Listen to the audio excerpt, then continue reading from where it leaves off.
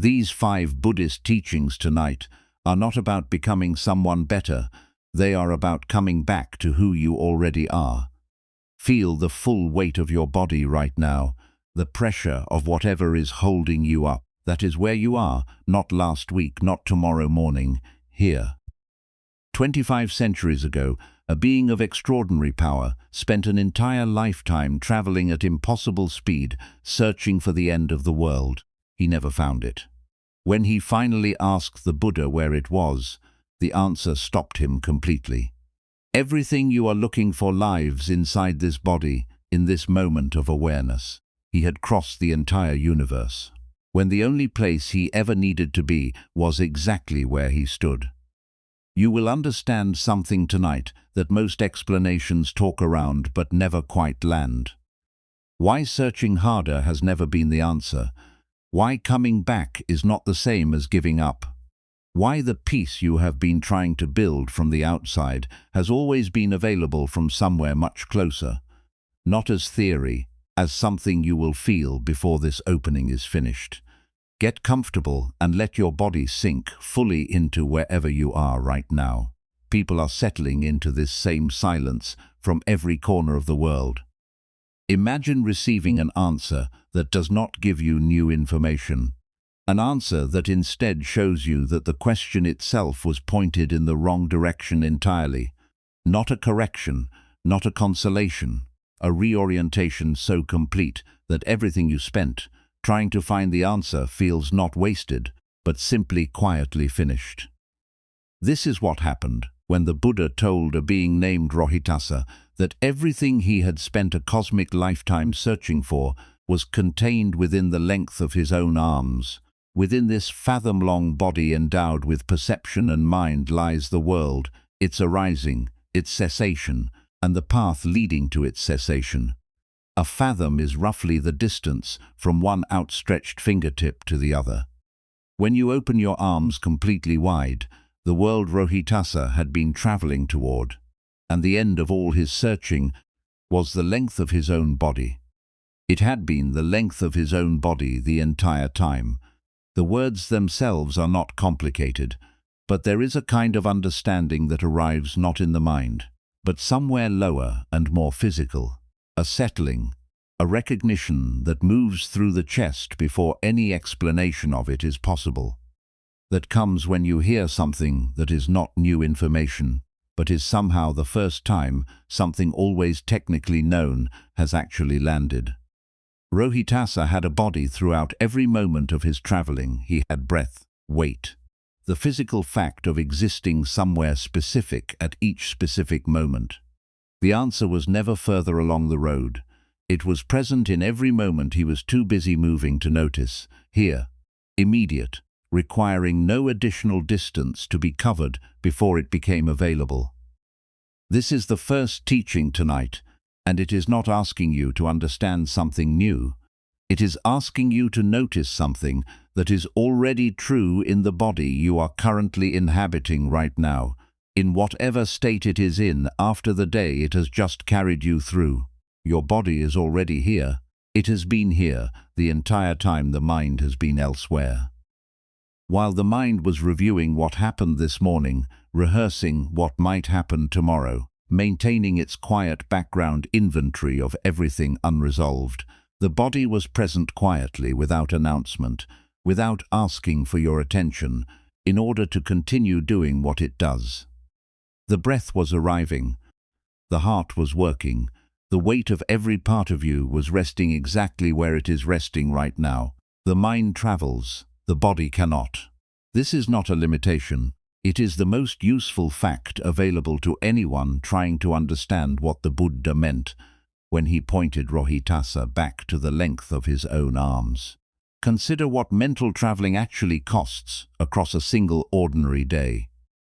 You wake, and the mind is already somewhere else, calculating what the day requires, rehearsing the first difficult moment on the schedule, carrying forward the unresolved thread from yesterday before the eyes have fully opened. You eat breakfast, and the mind is at the office. You drive somewhere familiar, and arrive with no memory of the journey.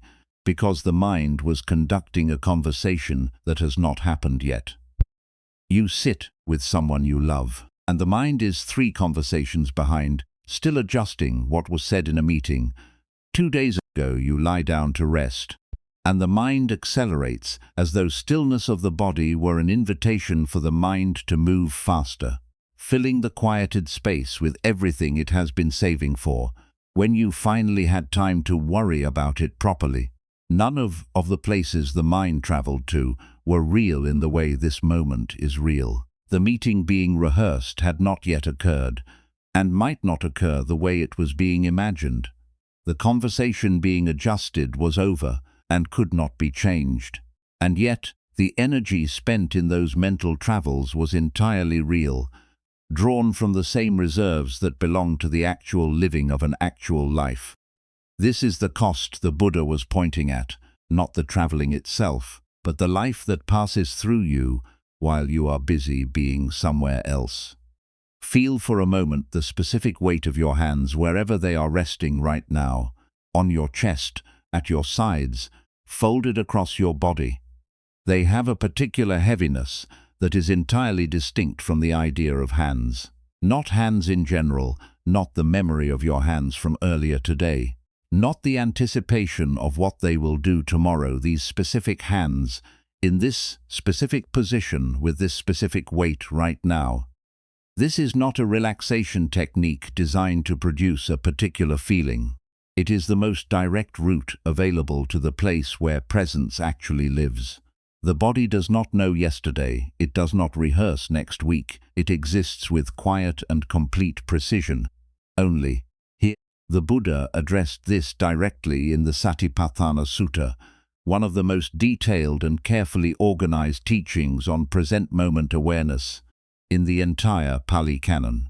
He did not present presence as a permanent state achievable by the sufficiently dedicated.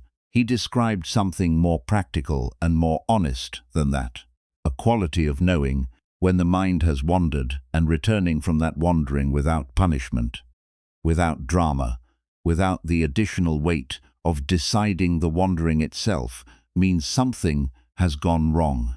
The Pali word at the center of this teaching is sati. It is most often translated into English as mindfulness, which is not a wrong translation. But it leaves something out that changes how the practice feels when you try to live it.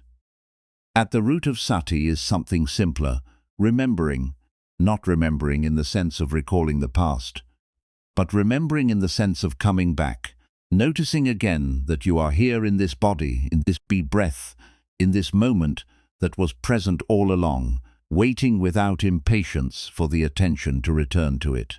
This makes sati a practice of returning, rather than a practice of maintaining. The distinction matters more than it initially appears. If presence were a state to maintain, every moment of distraction would be a failure. Every thought about tomorrow, every mental replay of this afternoon, every ordinary drift of attention would register as evidence that something is wrong, that the practice is not working, or that you are not doing it correctly, or that your mind is more disordered than other people's minds. The practice would become one more arena for the inner critic to operate in, one more standard against which to measure inadequacy. This is the opposite of what the Buddha was pointing at. If sati is a practice of returning, the wandering is not the problem. It is simply the condition that makes the returning possible and meaningful. A mind that never wandered would have nothing to return from. The wandering and the returning are the two movements of a single practice, each requiring the other, neither one representing success or failure on its own. The instruction in the Satipatthana Sutta is clean and specific. When the mind has gone somewhere, notice it has gone and return. That is the complete description of the practice in its most essential form. Not the elimination of mental movement, not the achievement of a blank, thoughtless stillness, the noticing and then the returning, available right now, requiring no special conditions, no prior achievement, no particular level of readiness before it becomes accessible. Each returning is complete in itself. This is worth staying with because it runs against almost everything the mind has been trained to believe about progress. The returning is not a step toward a future state of superior presence. Each moment of noticing, however brief, however quickly followed by another wandering, is already the practice entire and whole. The returning available to you right now is not a lesser version of the returning available to someone who has been practicing for 30 years.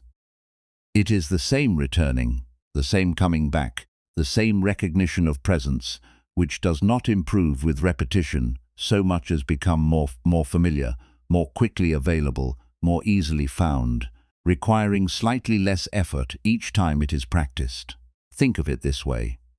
A person learning to play an instrument does not become more musical with each practice session, in the sense that the music itself improves in kind. The first correct note struck is already music, no different in its nature from the note struck by a master. What changes with practice is access and ease, the speed with which the right movement becomes available, the naturalness with which it arrives, the decreasing gap between the intention and the execution. Sati works the same way. The returning available tonight is not inferior practice, it is the full practice in the form currently accessible, which is the only form that has ever mattered. You are not preparing to practice, you are practicing right now, in exactly the way practice has always been done, one returning at a time, each one complete, each one sufficient. Now let the body become specific. Notice the surface that is supporting you right now, the precise quality of pressure against your back or your legs or wherever your body is resting. Not the concept of support, but the actual physical sensation of weight meeting resistance, the specific texture of contact between your body and whatever is holding it tonight. This sensation exists only now. It will not be exactly this tomorrow. Tomorrow your body will arrive at rest in a slightly different configuration, carrying a different quality of tiredness, meeting that surface with a weight that belongs to a different day. This specific sensation, this one right now, exists in this moment and will not repeat exactly. This is not a cause for sadness. It is an invitation to be here for it. The breath is the most immediate and always available anchor the Buddha described in the Satipatthana Sutta. He was specific about why the breath is always present, always now, never requiring preparation or special conditions to be accessible. It does not need to be summoned or created. It is already happening continuously, whether or not you are paying any attention to it at all. Notice the breath arriving right now, not breathing in general, not the concept of breath, but this specific inhale, the sensation of air entering cooler than the air already inside, the slight expansion somewhere in the chest or belly, the brief pause at the top before the direction reverses, and then the exhale, the body releasing what it has finished with, the slight settling as the air leaves. You did not make any of this happen. It was occurring before you noticed it and will continue after your attention has moved elsewhere. But in the moment of noticing it, not the thought about breathing but the actual physical event, something shifts slightly in the quality of the moment. In the Anapanasati Sutta, the Buddha described the breath as a complete path in itself, not merely an anchor for restless attention, but a direct way of understanding the nature of the mind and the body together. He described 16 specific aspects of breathing that become available to someone who attends to the breath with genuine care. Not 16 techniques to master in sequence, but 16 qualities of experience that gradually reveal themselves when the attention stays long enough for the breath to become something more than just air moving in and out. Even the most basic of these reveals something useful tonight. When the breath is long, the Buddha said, know that it is long. When it is short, know that it is short, not adjusting it, not improving it, not performing calm through it, simply knowing what is actually happening as it is actually happening, which is already a different relationship to experience than the mind usually maintains.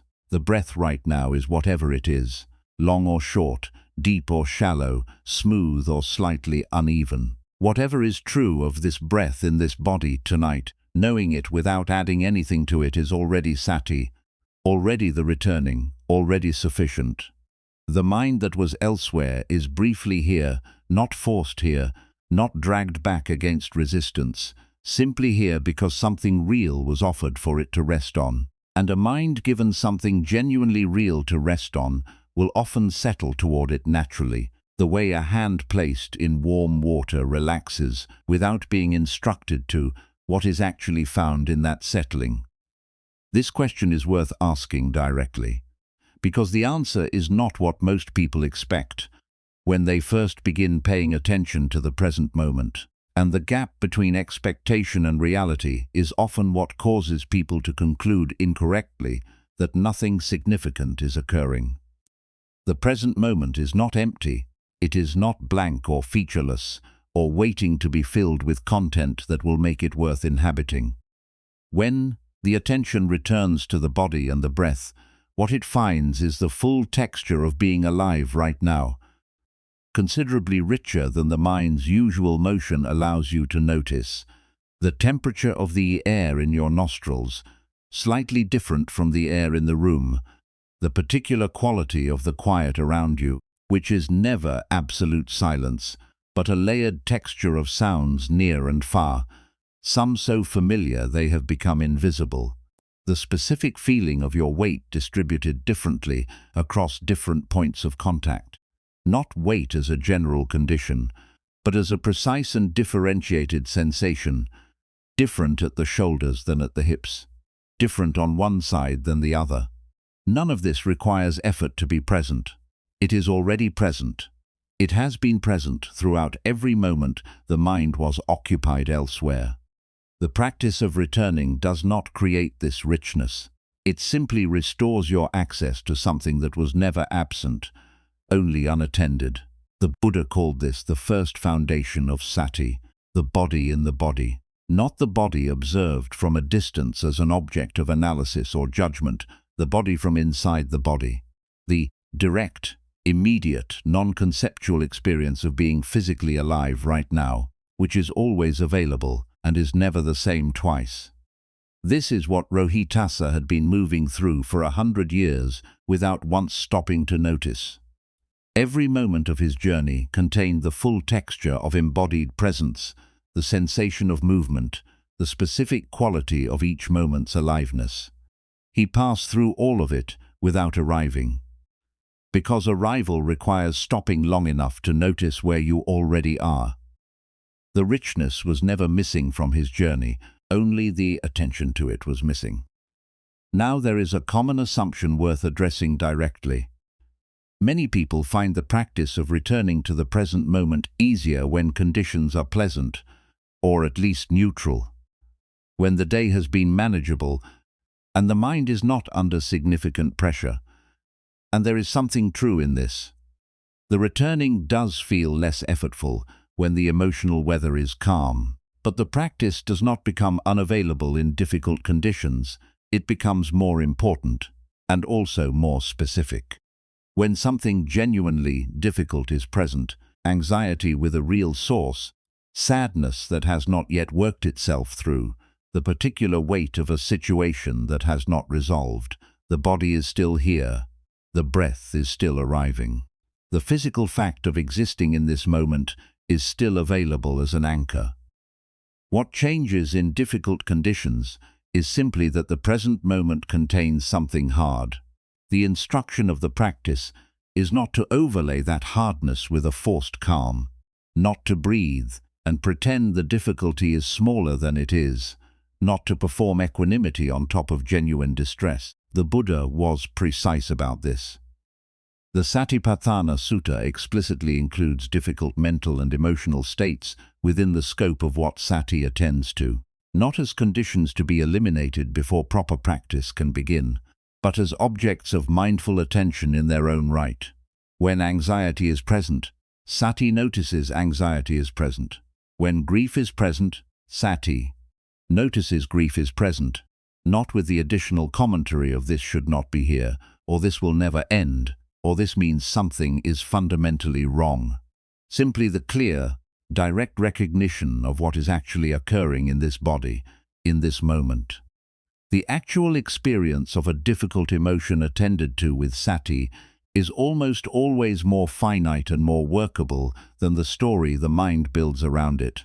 The breath is still arriving, the body is still here. This moment, even carrying its full and undiminished difficulty, is still only this moment, not the next one, not the version of this difficulty that the mind projects forward into an indefinite future. Sati does not resolve the difficulty. It keeps you in contact with the actual size of what is present, rather than the inflated size of what the mind's narration makes it. There is a quality the Buddha named that makes all of this easier, not as a technique but as a natural orientation that the practice gradually develops. The Pali word is upekkha, most often translated as equanimity. Though that English word carries a certain coolness the original does not quite intend. Upekkha is closer to the quality of seeing clearly without being destabilized by what you see, not indifference. Something more like a steady willingness to be with what is actually present, without adding the weight of resistance on top of whatever is already here. What is important to understand about upekkha is that it is not a disposition you adopt by deciding to be more equanimous. It is not an attitude practiced on top of the experience. It develops as a natural consequence of returning to the present moment, again and again over time, as a byproduct of the practice, rather than as a prerequisite for it. Each time the mind notices it has wandered and returns without self-criticism, it is practicing in a small way the quality of meeting experience without needing it to be other than it is. Each time the returning happens in a moment of difficulty, without demanding the difficulty immediately resolve itself, something in the relationship between the mind and its contents softens slightly. Not dramatically, not permanently, but genuinely, in a way that accumulates over many returnings into something that begins to feel like a different way of being present in your own life.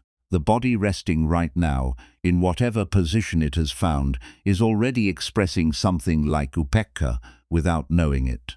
It is not arguing with the temperature of the room or resisting the weight of its own tiredness. It is simply accommodating what is present, making no demand that things be otherwise before it will agree to be here. The invitation of this first teaching is to let the mind do what the body is already doing, to rest in this moment, in this breath, without the additional effort of insisting the moment becomes something else before it is worth fully inhabiting.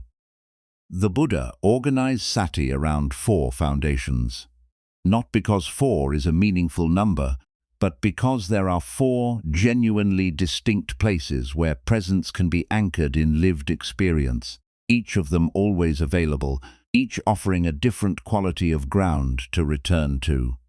The first is the body itself, the breath, the weight, the physical sensation of being alive in this particular form, which is what this section has been exploring. It is the most immediate foundation, the one with the least distance between the instruction and the experience, the one available in any moment without any preparation at all. The second is feeling tone, not emotion in the full sense, but the basic quality of pleasant, unpleasant, or neutral that colors each moment of experience, often below the level of conscious attention, but always present and always informative, about where the mind is likely to move next. Noticing this quality, just this experience is pleasant right now, just this one has an unpleasant edge, without immediately acting on it or trying to change it, develops the capacity to be with experience rather than continuously reacting to it. The third is the state of mind itself, whether it is contracted or spacious, agitated or calm, caught in something or relatively clear, seen directly without judgment, simply as it currently is. Most people pass through many different mind states in a single day without ever clearly knowing what state they are in. The simple act of knowing the mind is restless right now, the mind is tired right now, the mind is clearer than it was an hour ago, creates the minimal distance between awareness and mental state that allows the state to be workable rather than all-consuming. And the fourth is the arising and passing of mental phenomena, thoughts, perceptions, the hindrances when they are present, the qualities of greater clarity when they begin to emerge, witnessed as events occurring within awareness, rather than as the identity of the one who is aware. You do not need to work with all four tonight. The breath is enough. The weight of the body is enough. Any single point of return used with consistency and without self-criticism carries the full quality of the practice. The four foundations are not four things to do simultaneously. They are four doors into the same room. Any one of them opens onto the same presence, the same quality of being here rather than elsewhere, the same arriving that requires nothing beyond the willingness to notice, once more, where you already are. Feel the breath one more time, this specific inhale arriving now, filling what it fills, complete in itself before the exhale begins. You did not need to do anything to make it arrive. It came without being summoned, as it has come continuously since the first moment of your life. And in noticing this one breath, this specific, unrepeatable one, you are exactly where Rohitasa finally understood he had always been, not at the end of 100 years of searching, not at a destination finally reached after sufficient effort, simply here in the only moment that has ever actually contained anything real, which has never been anywhere other than exactly where you already are. This is the first teaching, and it lives not in the understanding of it, but in the returning to it, small, quiet, available in any condition, asking nothing of you other than the willingness to notice once again that you are here. The present moment has not been waiting for you to become ready for it. It has simply been here as it always is, patient in the way that only something with nowhere else to be can be patient. Rohitasa stopped traveling not by finding a better destination, but by receiving a teaching that showed him where the destination had always been. The body he carried across cosmic distances was never separate from what he was searching for. The breath that sustained him through 100 years of movement was never not the answer. Only the direction of his attention had been wrong, aimed outward and forward when the only place worth arriving at was already present in every moment he was too occupied with traveling to inhabit. His searching moved across space, always outward, always toward a horizon that kept its distance as he moved toward it. But there is a second kind of searching that does not move across space at all.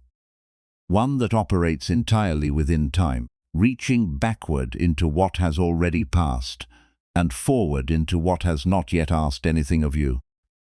The particular weight of holding what is already moving away, the specific exhaustion of gripping what cannot be kept, that searching has its own texture, its own quiet gravity, its own way of lifting you out of the present from the inside, rather than across any visible distance. To understand what you are actually carrying when you hold on, and what becomes genuinely lighter when you finally carefully, with both the honesty and the gentleness this teaching asks for, set it down, that is where the second teaching begins.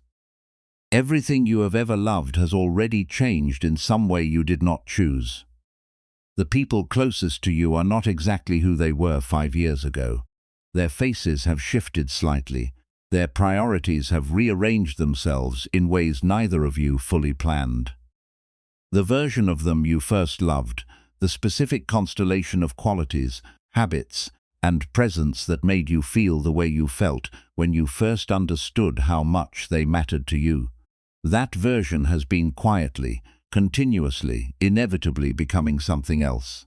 Not worse necessarily, not better.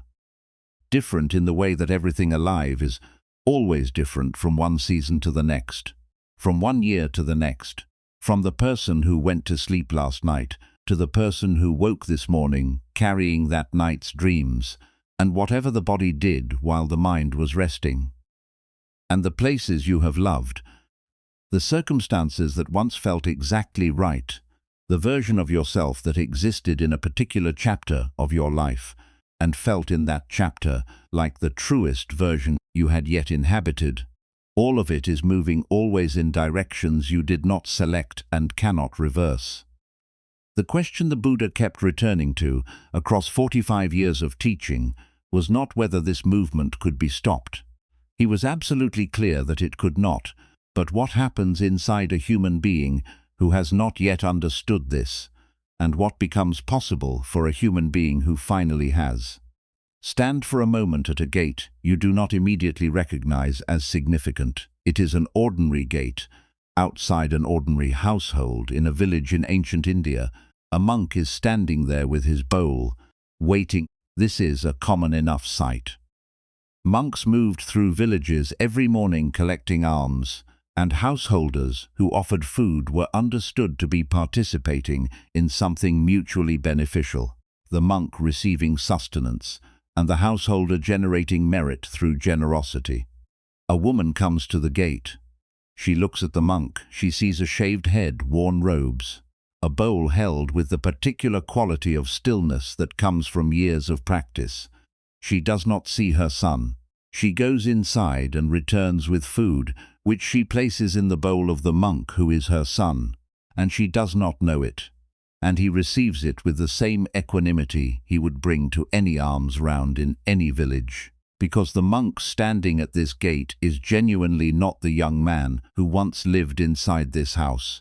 His name is Ratthapala, and his story begins in the Majjhima Nikaya, in one of the most quietly radical accounts of transformation in the entire Pali Canon. He had been, by every measure the world he grew up in valued, exactly what a young man was supposed to be, the wealthiest family in his region, every comfort available, a future already arranged, already promising, already waiting to unfold in the ways that futures in his position were expected to unfold. And then he encountered the Buddha's teachings. Not as an intellectual exercise, as something that moved through him with the specific force of a truth that has been waiting a long time for the right conditions to be heard. He went to his parents and asked permission to ordain. They refused. He went back and asked again. They refused again. He asked a third time, and they refused a third time.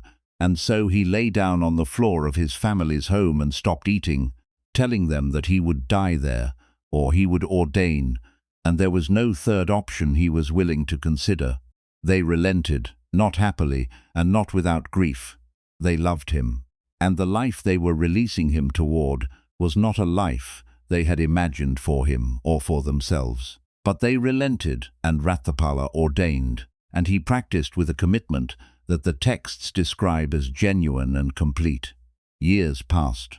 The young man who had grown up in that household became someone else, not by erasing what he had been, but by releasing his identification with it, by loosening his grip on the fixed self that had been built from the expectations of his family, the wealth of his circumstances, the story his culture had written for him before he was old enough to know a story was being written. When he returned to his home village, he went on alms round as he would anywhere he arrived at his parents' gate. His mother did not recognize him. She gave him food and went back inside, and the monk standing at the gate received it the way he received everything, with gratitude without grasping, without the particular pain that would have accompanied this moment for a man still clinging to the identity of son, still needing his family to see him in a particular way in order to feel complete. Eventually, he was recognized by a former wife, who looked more carefully and saw through the shaved head and the robes to the features she had known. Word reached his parents. There was a reunion, and here is where the teaching becomes most precise. Ratthapala was glad to see his family. He ate with them. He spoke with them. The love that had always been present between them did not require the clinging to function. He had not become indifferent to the people he had grown up among. He had simply stopped needing them to be a particular way in order for his own interior to remain at peace. This is the distinction at the heart of the second teaching, and it is one of the most practically important distinctions the Buddha ever drew. Attachment and love are not the same thing. They feel similar, especially from the inside, especially in the early stages of caring about something or someone. Both involve a turning toward, a warmth, an investment of attention and energy in something outside yourself. But they operate by completely different principles and produce completely different qualities of experience over time. Love, in the Buddhist understanding, is a genuine orientation toward the well-being of what is loved. A warmth that does not require a particular response in order to remain warm, a care that does not need to control its object in order to continue caring. Attachment, the Pali word is upadana, which means clinging or grasping, is something layered on top of love. The demand that what is loved remain exactly as it is. The insistence that the person or situation or feeling stay constant in the phase of a world that is constitutionally incapable of staying constant. Upadana does not arise from the depth of caring, it arises from fear. The fear that if something changes, what was loved will be lost entirely.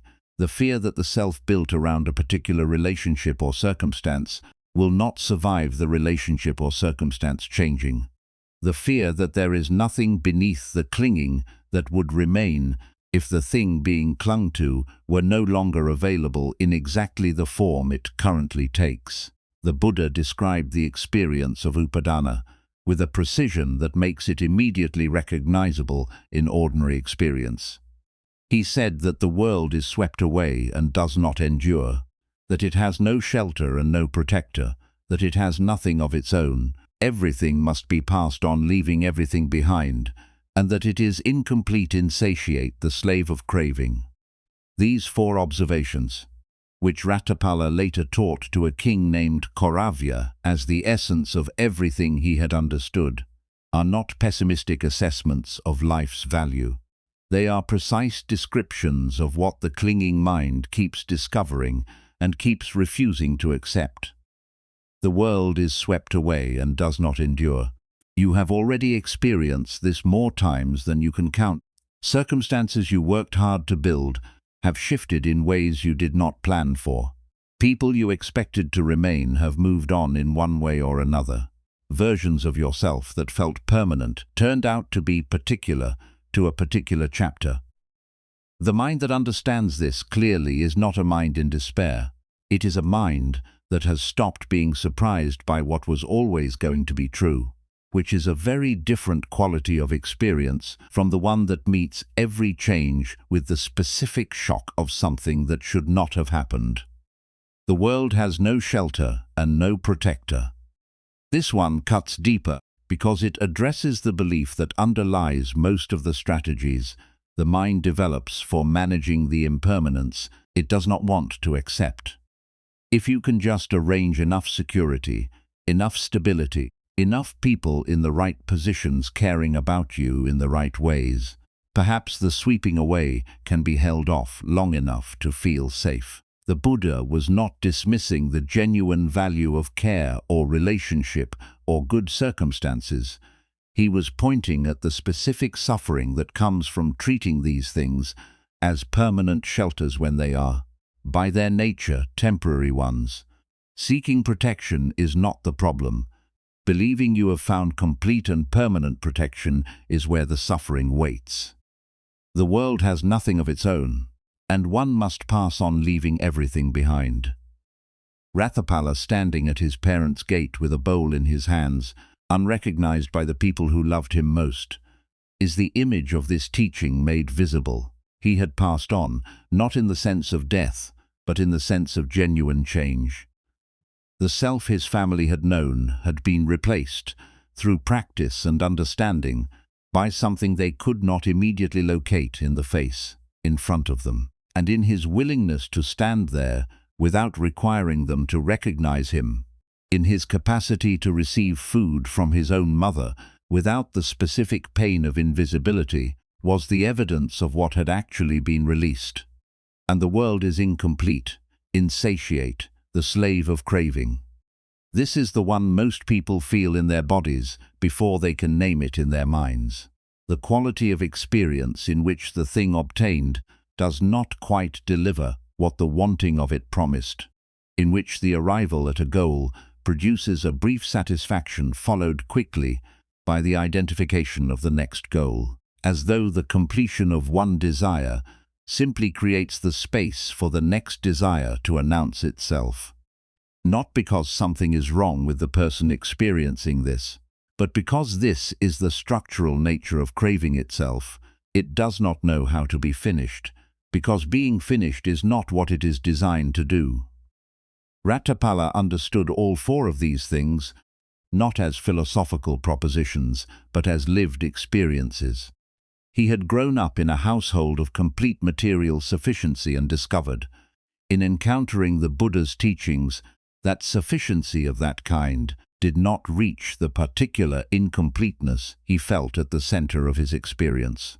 This is what made the teachings land with such force that he was willing to stop eating rather than be prevented from following them. He recognized in what the Buddha described the exact shape of something he had been living with for as long as he could remember, but had never previously had words for. Now bring this close to your own experience, not as a spiritual exercise, but as an honest piece of self-examination, where, in your life right now, is the grip tightest. It might be a relationship, the specific configuration of someone in your life that you need to remain exactly as it currently is. The particular quality of how they are with you that you are already, perhaps unconsciously, working to preserve against the changes that are quietly occurring anyway. It might be a version of yourself, a self-image built around something you have achieved, or a role you perform, or a story you carry about who you are and what you are capable of. A story that has to be maintained through continuous effort because the evidence that might complicate it keeps arriving and has to be managed. It might be a circumstance, a living arrangement, a professional situation, a particular quality of daily life that feels essential to your well-being in a way that makes the thought of its changing feel genuinely threatening rather than simply unwelcome. Whatever the grip is, and there is almost certainly one, because this is the condition of a mind that has not yet received the teaching Ratthapala spent years embodying. Notice the quality of energy it requires. Maintaining a grip is effortful in a way that is easy to stop noticing when the effort has been ongoing long enough to feel normal. A hand held in a fist for a long time forgets what it feels like to be open. The tension becomes the baseline, and from that baseline opening feels like loss rather than relief, because the tension has been present for so long that its absence registers as emptiness rather than as space. The Buddha's teaching on anicca, impermanence, is most often encountered as a warning. Everything changes, nothing lasts, hold things lightly because loss is inevitable. This framing is not wrong, but it is incomplete. And the incompleteness is where most people's relationship with the teaching stop being useful. A warning about inevitable loss produces either anxiety or a kind of numb resignation, neither of which is what the teaching is pointing toward. The full teaching is something different. Impermanence is not only a description of what will eventually cause suffering if things are held too tightly, it is simultaneously the description of why suffering itself does not last, why difficult states are as impermanent as pleasant ones, why the very quality that makes joy feel fragile also makes pain feel finite. When the Buddha described the world as swept away and not enduring, he was not delivering a verdict on the worthlessness of experience. He was describing the complete picture.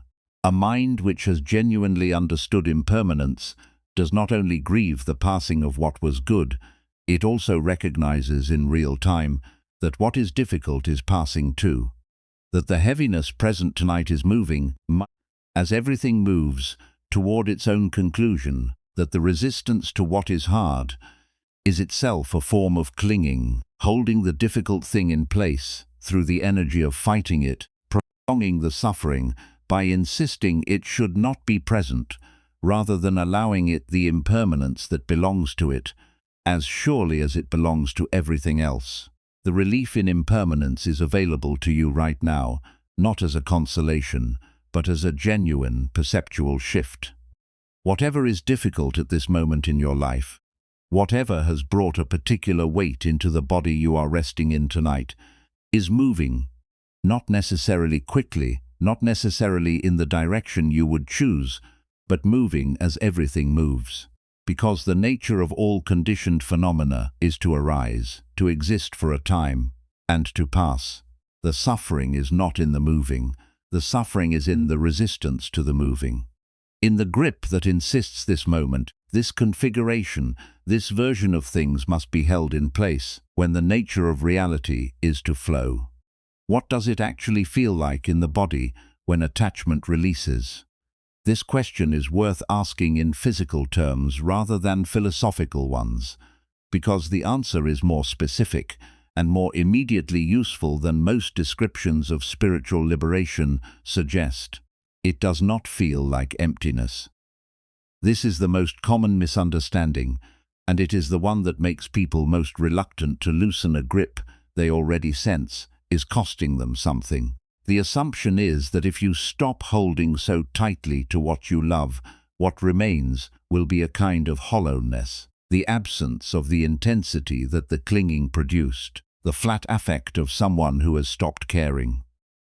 But this is not what the release of attachment produces, and Ratapala standing at his parents' gate is the evidence.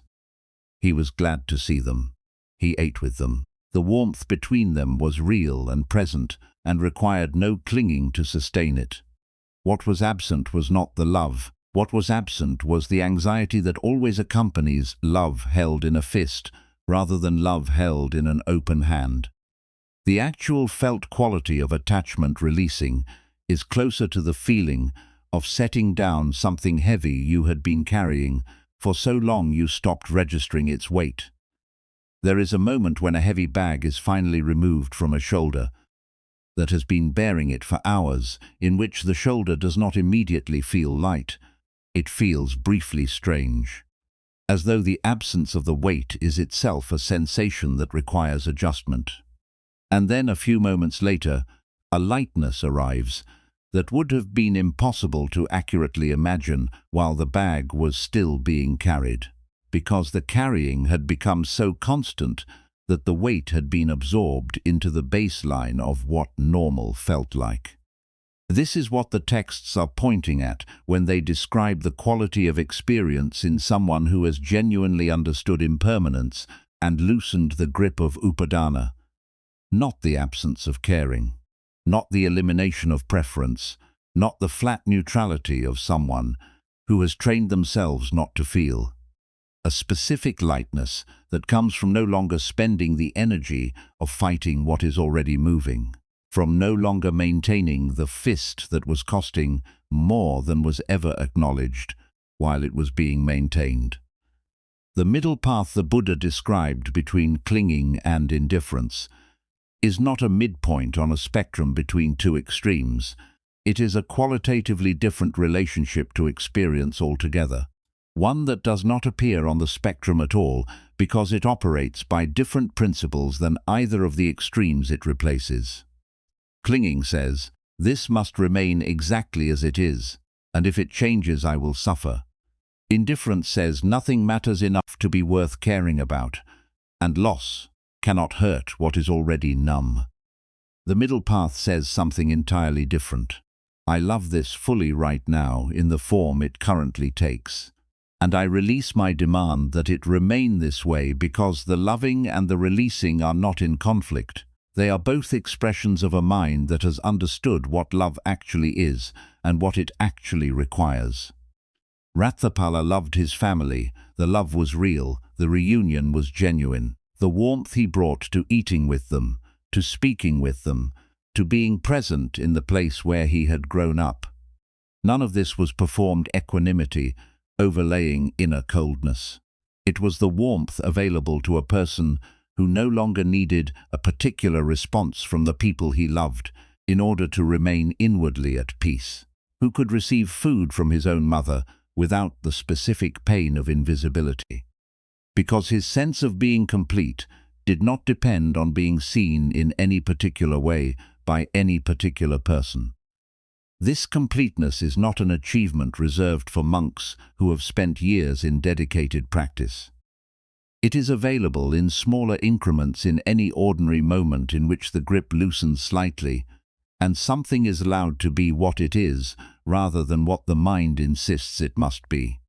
The next time you notice the grip tightening, the next time you feel the specific anxiety of something you love, showing signs of changing in a direction you did not choose, try, just as a brief experiment, to stay with the sensation in the body rather than immediately moving to manage the situation the sensation is responding to, not suppressing the anxiety, not overriding it with a spiritual idea about impermanence, simply noticing where it lives in the body, what shape it has, what it actually feels like in the chest or the throat or the stomach, which is always more specific and more workable than the story the mind immediately begins building around it. In that moment of noticing, something small but genuine becomes possible. The sensation and the story about the sensation are briefly separated. The body's response and the mind's interpretation of that response are, for just a moment, distinct from each other, and in that gap, brief as the quality of open hands becomes available as something more than a metaphor, as an actual physical, momentary choice, to hold this right now without requiring it to be anything other than what it currently is. This is not the full liberation Ratapala embodied after years of genuine practice.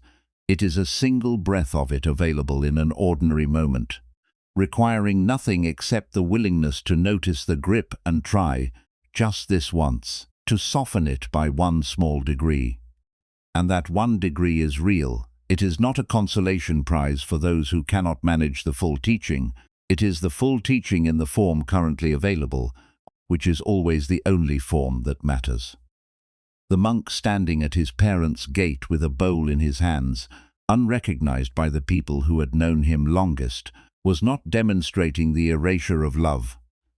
He was demonstrating what love looks like when it has been freed from the anxiety of clinging. When it no longer needs the beloved to perform constancy in the face of inevitable change, when it no longer requires a particular recognition in order to remain warm, when it can be given freely, received freely, and held in open hands rather than closed ones.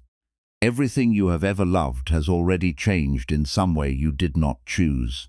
This is not a tragedy, it is the nature of everything alive, and within that nature, within the movement that cannot be stopped and was never meant to be stopped, there is a way of loving that does not depend on the movement ceasing. A way of caring that costs less, holds more, and remains available even as the specific forms it attaches to continue their inevitable becoming. This is what Ratapala found, standing at a gate he had passed through countless times as a child, receiving alms from his own mother's hands, bringing no demand to the exchange that it be anything other than exactly what it was, not cold, not distant, simply free in a way that did not require freedom from love, but discovered freedom within it. Rathapala's transformation did not come from discipline applied from the outside in. He did not practice detachment by gritting his teeth and forcing himself to care less.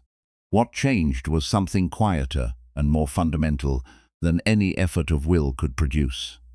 The way he spoke to himself in difficult moments, the quality of attention he brought to his own experience when no one was watching, the interior relationship between himself and his own imperfections that had to shift before anything in his outward relationship to the world could shift. Alongside it, non-attachment toward the world grows naturally from something that has to begin closer to home, from the way we meet ourselves in the private hours, in the moments of failure and confusion and falling short of what we had hoped to be. And that is where the third teaching takes us now. You know the voice. It does not arrive through the ears. It runs inside the mind in the private hours, in the specific darkness of 3 o'clock in the morning, when sleep has gone somewhere else and the mind has decided, without consulting you, that now is the ideal time to conduct a thorough audit of everything you have done wrong. It replays conversations with a precision that ordinary memory rarely achieves. It isolates the exact sentence you should not have said, the moment you hesitated when you should have been certain, the expression that crossed someone's face in response to something you did, and which you have since interpreted and reinterpreted without arriving at any conclusion that reflects well on you. It compares you to versions of yourself that existed only in imagination, the version that would have handled the situation better, said the right thing at the right moment, not needed to apologize afterward. And it delivers its findings as verdicts in language you would never use with someone you cared about, in a tone that assumes its own authority without ever having earned it. Most people live with this voice for so long that they stop questioning whether it is telling the truth. It sounds like self-awareness. It sounds like the honest internal accounting that responsible people perform in order to become better. It sounds most persuasively of all like your own voice, because it uses the first person, because it knows details about you that no external critic could access, because it has been present for as long as you can remember, and familiarity has a way of manufacturing the impression of authority. The Buddha made a distinction that changes how this voice is understood. The mind is malleable. Its patterns were shaped by conditions, by what was taught, what was modeled, what was rewarded, and what was punished in the environment that formed you, before you had any say in how the forming was conducted. A voice that was conditioned into existence is not the same thing as a voice that is telling the truth. She had done everything right by every standard her world offered for measuring the worth of a woman's conduct. Isidasi had met and exceeded what was asked of her. She rose before the household woke. She prepared the food, cleaned the floors, arranged the offerings, served her husband's parents with the same care she would have brought to her own. She was devoted, attentive, and thorough in everything the role required of her. Her husband sent her home after a month. He told her father she was unbearable to live with. He offered no further explanation, or if he did, none survived in the account Isidasi later gave in her own words. What survived was the bare fact she had tried fully and with everything she had, and it had not been enough, and she did not understand why. Her family found her a second husband. She brought the same care to the second household that she had brought to the first. After 2 months, he left. Her family found her a third husband. The same outcome followed. A fourth man was proposed, and refused to marry her at all before any household had been shared, before any conduct could have given him a reason. What accumulates across those 4 refusals is not merely disappointment at circumstances. It is the specific and corrosive conclusion that something is fundamentally wrong with the person at the center of the pattern. The common element across 4 failures becomes, in the mind that is doing the accounting, evidence rather than coincidence. If this keeps happening, despite doing everything correctly, the problem must lie somewhere deeper than behavior, somewhere in the nature of the person herself, somewhere that trying harder cannot reach. Because trying harder is already what she has been doing, and it has not changed anything. The inner critic operates by exactly this logic. It takes a pattern of outcomes and converts it into a verdict about the self. It moves from what happened to what it means, and what it means always points in the same direction. Inward toward a conclusion about fundamental inadequacy that the evidence is then arranged to support, regardless of how the evidence actually reads. Isidasi had no framework that would have allowed her to separate what had happened to her from what she had decided it meant about her. She simply lived inside the conclusion, the way most people live inside their inner critic's verdicts. Not as a philosophy consciously held, but as the invisible background against which all other experiences are arranged. What changed was an encounter.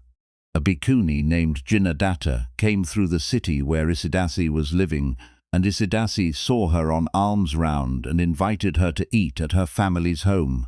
Something in that encounter, in the quality of presence the nun carried, in the teaching that followed the meal, in the particular way the Dharma landed in someone who had been living inside a verdict about herself for long enough to have stopped questioning its accuracy, cracked something open that had been sealed for years. The Therigatha is one of the oldest surviving collections of verse composed by women in any literary tradition in the world. It preserves, in the voices of the women themselves, accounts of suffering and practice and liberation that carry the weight of first-person testimony, rather than the weight of being reported through someone else's interpretation.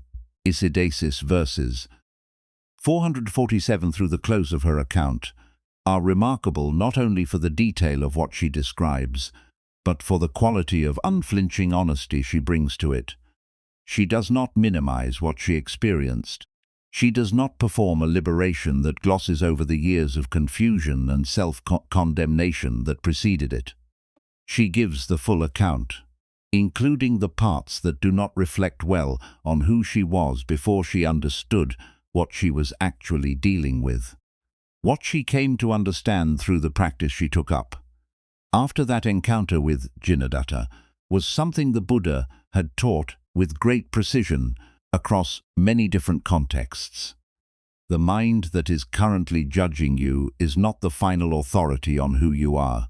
It is a conditioned instrument shaped by what it has been through, running patterns that were established before you were old enough to examine them, producing verdicts that feel authoritative because they are delivered in your own voice, but carrying no more inherent accuracy than any other conditioned pattern the mind runs without being asked to. The Buddha described the untrained mind with an image that makes this concrete. He compared it to a fish thrown from water onto dry land, thrashing, reactive, unable to settle, responding to everything and resting in nothing. An untrained mind is not a broken mind, any more than a fish on dry land is a broken fish. It is a mind in the wrong conditions, responding to those conditions in the only ways currently available to it. The training of metta, of loving kindness directed first inward and then outward, does not fix the mind by correcting its faults one by one. It changes the conditions from the inside, which changes what the mind naturally produces, without requiring constant, effortful intervention. There is a teaching in the Anguttara Nikaya that is rarely encountered outside formal practice settings, but which provides the doctrinal foundation for why metta works at all. The Buddha said, "Luminous is the mind, and it is defiled by incoming defilements." The original nature of the mind, before the conditioning, before the critic's patterns were installed, before the environment left its particular marks on what the mind learned to produce automatically, is not one of judgment and inadequacy. It is luminous. What the inner critic delivers is not the mind's original voice. It is the incoming defilement of conditioned patterns that arrived from outside and settled so thoroughly into the interior landscape that they began to sound like the self they were criticizing. The practice of metta does not manufacture a new quality of mind from nothing. It returns the mind incrementally and genuinely toward a quality that was present before the conditioning covered it. The luminosity is not something to be achieved, it is something to be uncovered, one returning at a time, one compassionate turning inward at a time, until what was always underneath becomes easier and easier to find. The Karaniya Metta Sutta, one of the most beloved texts in the entire Theravada tradition, opens with an image that most people encounter as instruction about how to treat others and overlook as instruction about how to treat themselves. The Buddha described the quality of care to be cultivated as the care of a mother for her only child. A mother who would protect her child with her own life, who would place her child's well-being above her own without calculation or condition, who would not withdraw her love based on the child's performance or the child's adequacy by any external standard.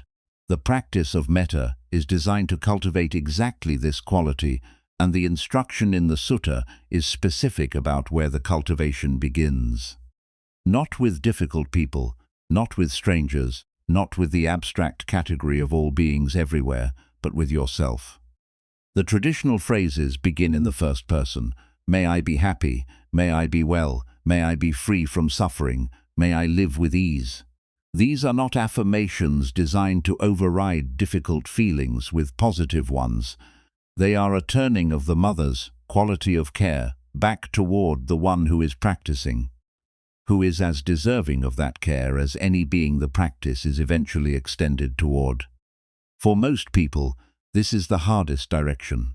Extending care toward others, toward people who are suffering, toward people in difficulty, feels natural, feels like what compassion is for.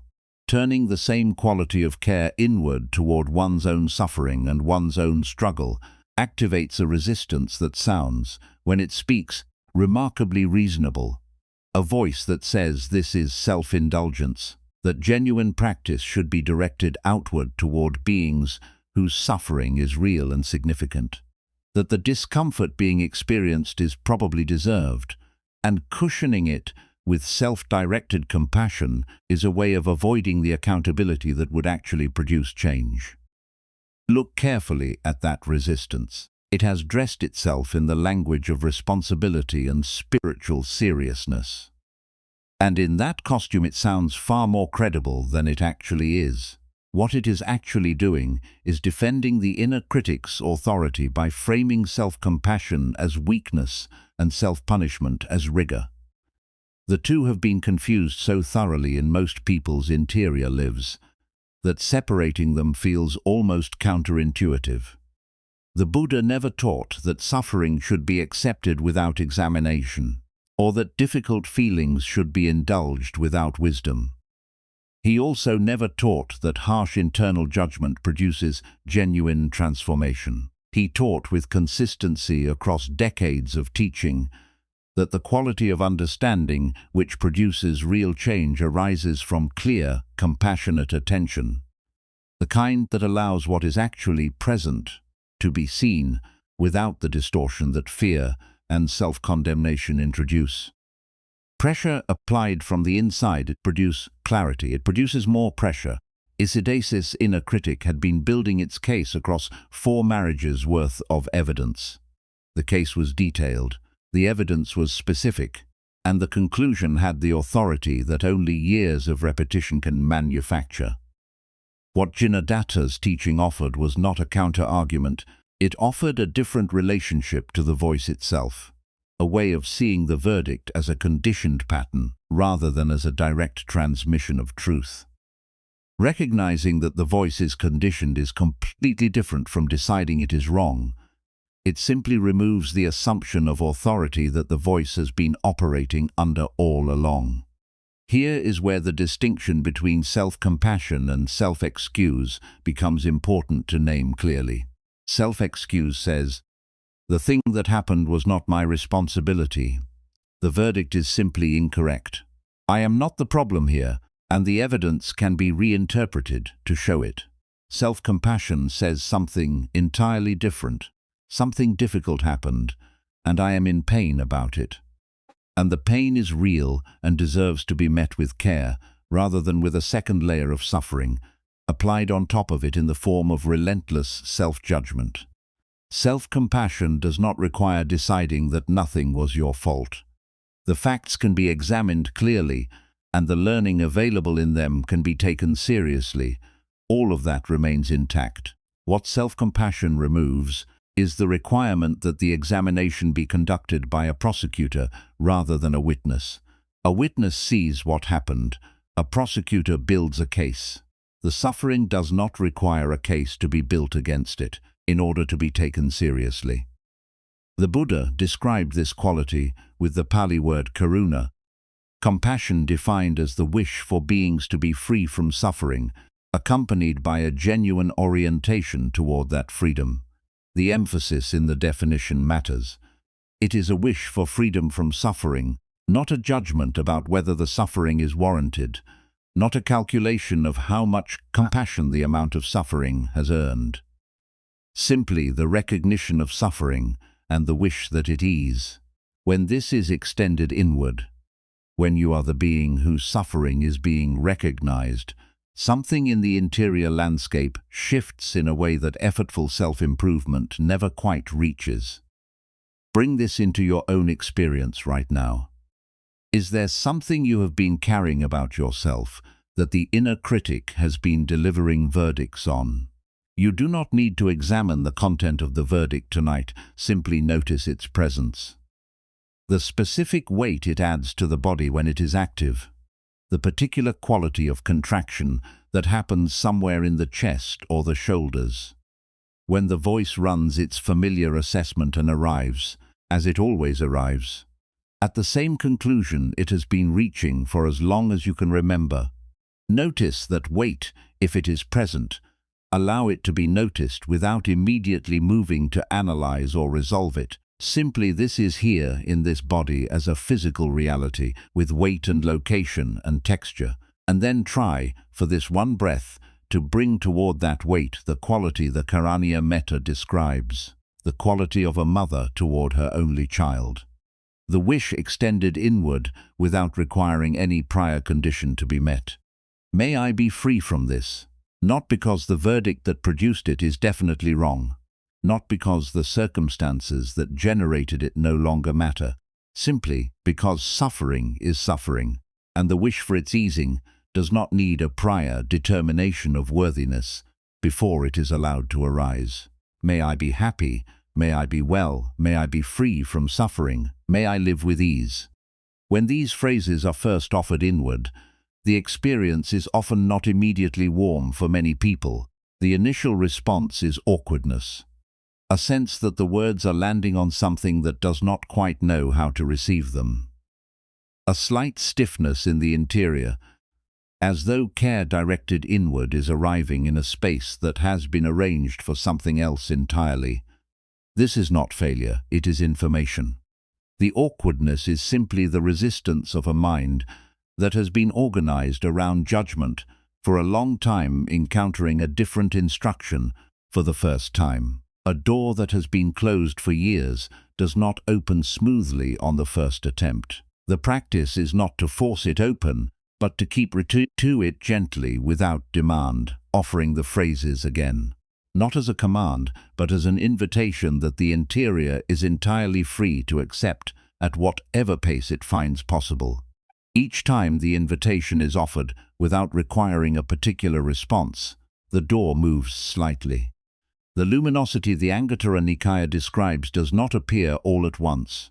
It emerges incrementally in small moments of genuine warmth that surprise the mind accustomed to finding something else in that direction entirely. These phrases spoken inward toward yourself carry the full weight of the practice the Buddha described in the Karaniya Metta Sutta. They are not a shortcut or a simplified version for beginners. They are the practice in the form the Buddha offered it, beginning exactly where he said it should begin, with the one offering the care, who is also the one who needs it most. What Isidasi found through sustained practice was not a reconstruction of her self-image built on better evidence. A counter-narrative that explained the 4 marriages in a way that left her blameless was not what changed her life. What changed was her relationship to the voice that had been delivering verdicts about her fundamental inadequacy for years. She did not stop examining her experience. She stopped treating the inner critic's conclusions as the last word on what the examination meant. The Therigatha records her liberation as complete. She became a bhikkhuni herself and eventually taught others, and the account she left behind in her own verses is one of the most honest and useful documents in the entire Buddhist canon. For anyone who has ever wondered whether the voice they live with inside their own head is as authoritative as it sounds, it is not. It is conditioned, and like everything conditioned, it is subject to change. The practice of metta, beginning with yourself, the one being in your care who most often receives the least of it, is one of the most direct paths the Buddha described for changing those conditions from within. Self-forgiveness is closely related to metta, but distinct from it in a way worth naming. The Buddha was clear that right action and its consequences are real, and the teaching does not ask you to pretend otherwise. The learning available from difficulty is real and worth extracting carefully. What is not required, what the teaching specifically does not require, is continuing to punish yourself for an action long after any useful learning has been taken from examining it. The Buddha used a precise image for the cost of self-punishment. He described a person who picks up a burning coal with the intention of throwing it at someone who has wronged them. The coal burns the hand of the person holding it, regardless of where it is ultimately aimed. Self-punishment works the same way. It burns the one who is holding it continuously, and the burning does not produce the change it promises. Because real change comes from understanding, not from the sustained application of pain to the place where the failure occurred. Setting down the coal is not pretending the fire was not real. The learning available from having picked it up does not disappear when the holding ends. What disappears is the burning, which was never doing what it was supposed to do in the first place. The Buddha also described what he called the near enemy of compassion. Not cruelty, which is obviously distinct, but grief. The quality of feeling so overwhelmed by suffering that witnessing it collapses into being consumed by it. The near enemy resembles the genuine quality closely enough to be confused with it, which is why it is worth naming carefully. Self-compassion is not the same as dwelling inside the pain without the clear seeing that genuine karuna requires. It is possible to use self-compassion as permission to remain inside difficulty indefinitely, to circle the suffering without the orientation toward its easing that the practice actually describes. The practice asks for something more precise than that. Meet the suffering with warmth, recognize it clearly, hold the wish for its easing genuinely, and then allow the attention to remain steady rather than collapsing into what it is witnessing. Compassion that is absorbed by the suffering loses its capacity to do what compassion is for. The mother does not become the child's wound, she tends it. Isidasi set down the coal through the practice of metta applied consistently and honestly toward the being who needed it most and had received it least, herself. Something that had been sealed for years gradually opened. What emerged from that opening was not the absence of accountability, but the presence of clarity, the capacity to look at her own experience without the distortion that self-condemnation introduces, to see what had actually happened rather than what the verdict said it meant, to understand without the understanding, requiring her to remain in pain as proof that she was taking it seriously. There is a particular exhaustion that most people carry without naming it as exhaustion. The exhaustion of being your own harshest critic continuously, of maintaining the prosecution of yourself across every domain in which you have ever fallen short, of never extending to yourself the same benefit of the doubt you offer automatically to the people around you when they make the same kinds of errors you refuse to forgive yourself for making. This exhaustion is real, and it has weight in the body, and it deserves to be acknowledged directly rather than treated as the ordinary cost of taking yourself seriously. It is not the ordinary cost of taking yourself seriously, it is the cost of a specific habit. The habit of placing yourself outside the circle of compassion you would naturally extend to any other being in the same situation. The practice the Buddha described is straightforward in its structure, even when it is demanding in its application. Begin with yourself. Begin here with the self as it currently is.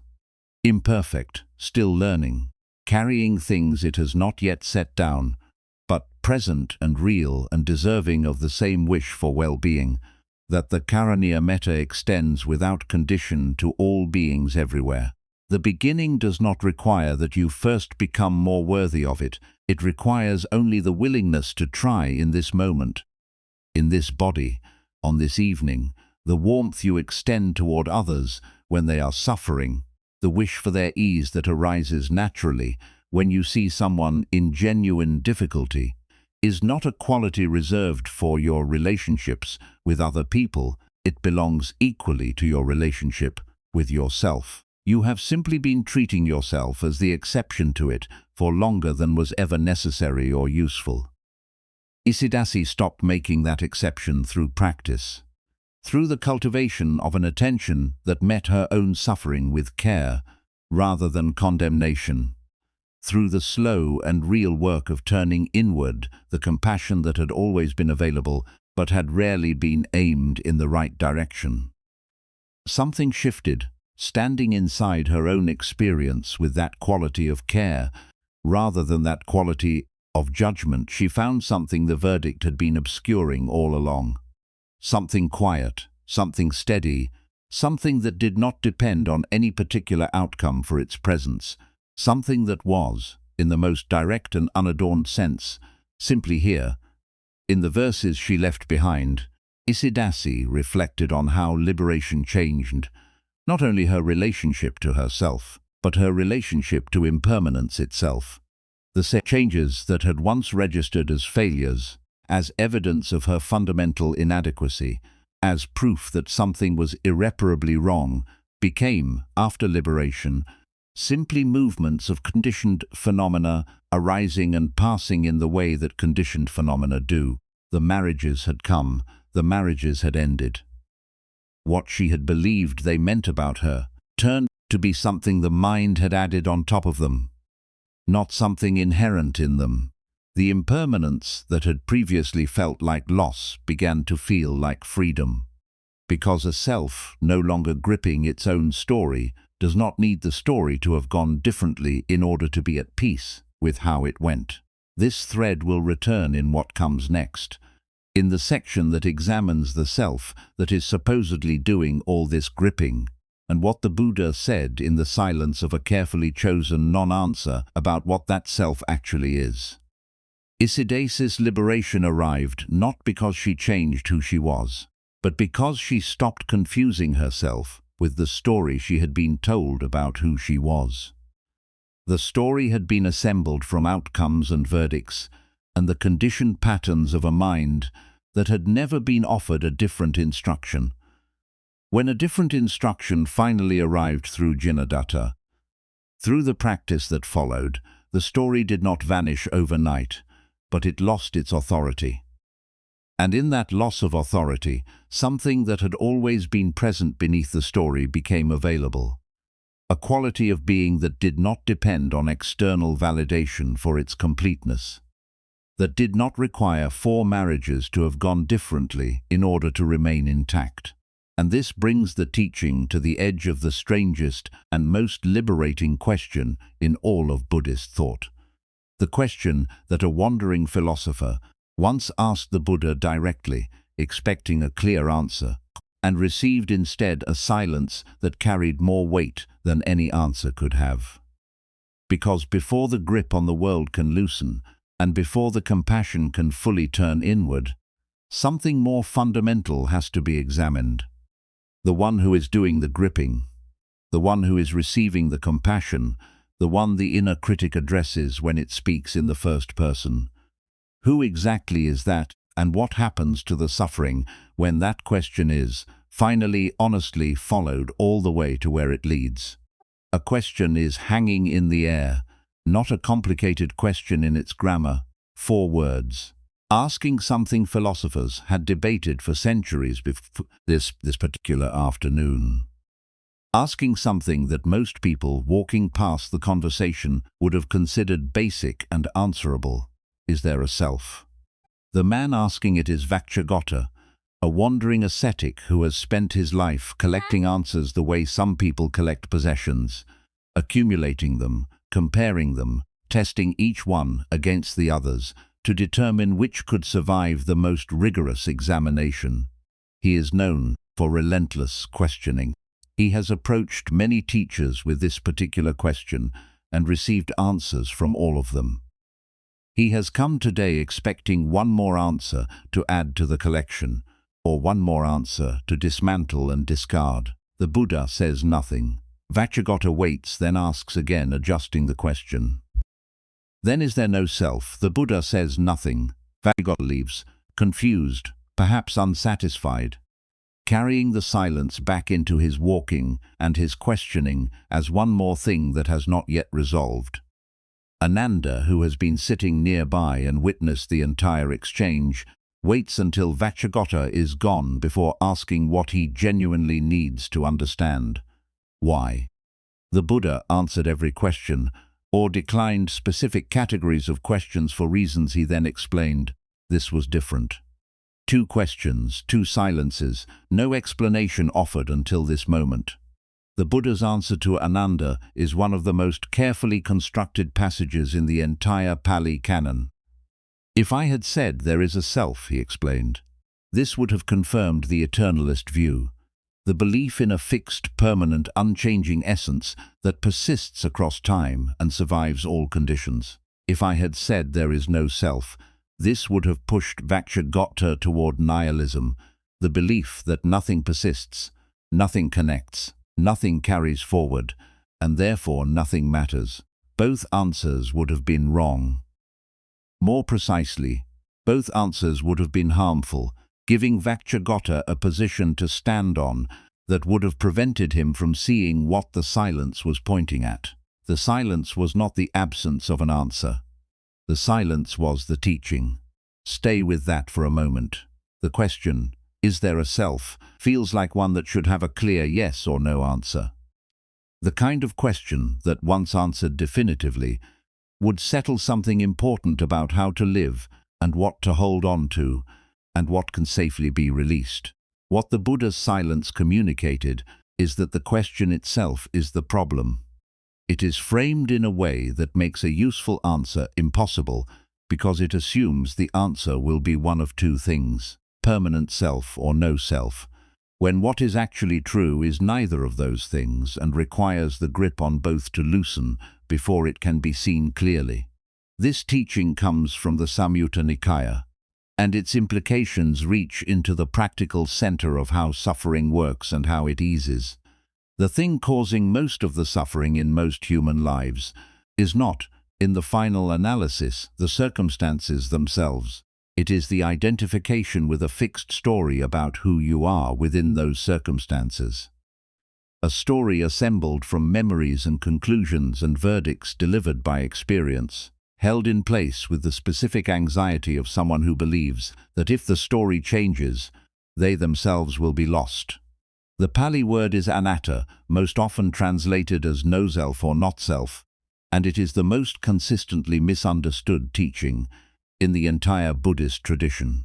Most people who encounter it for the first time hear it as a claim that they do not exist, that the sense of being a particular person with a particular history and particular relationships and a particular way of meeting the world is simply an illusion to be seen through and discarded.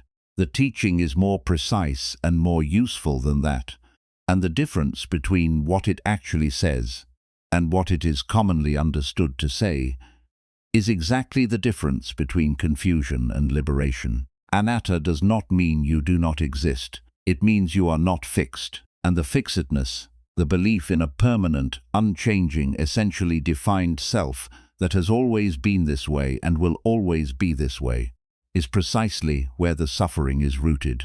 Consider what the belief in a fixed self produces in ordinary experience. Someone criticizes something you have done, and the mind immediately converts this into a statement about who you are not. I made an error in judgment in this situation, but I am the kind of person who makes this kind of error. A relationship ends, and the mind converts it into evidence about your fundamental worth. Not this particular connection did not sustain itself, but I am someone who cannot keep people close. A version of yourself that performed well at something begins to feel like the real you, which means any performance falling short of that version threatens not just the outcome, but the identity. The fixed self is fragile in proportion to how fixed it is, because a self believed to be permanent is a self that can be permanently diminished, permanently defined, permanently trapped inside whatever story the evidence seems to support. The Buddha was not dismissing the reality of experience or the continuity of a life. He was pointing at something more subtle and more liberating. The process of experience is real, the continuity is real, the particular way you meet the world is real, but none of this requires a fixed, permanent essence to be the case. A river is real, its movement is real, the specific character of a particular river, the way it curves, the speed of its current, the quality of its water, is real and distinguishable from every other river. But there is no fixed, permanent, unchanging river essence separate from the water that is always moving through it. The river is a process, and processes can change without ceasing to be what they are. This is what the Buddha was pointing at with the teaching of dependent origination.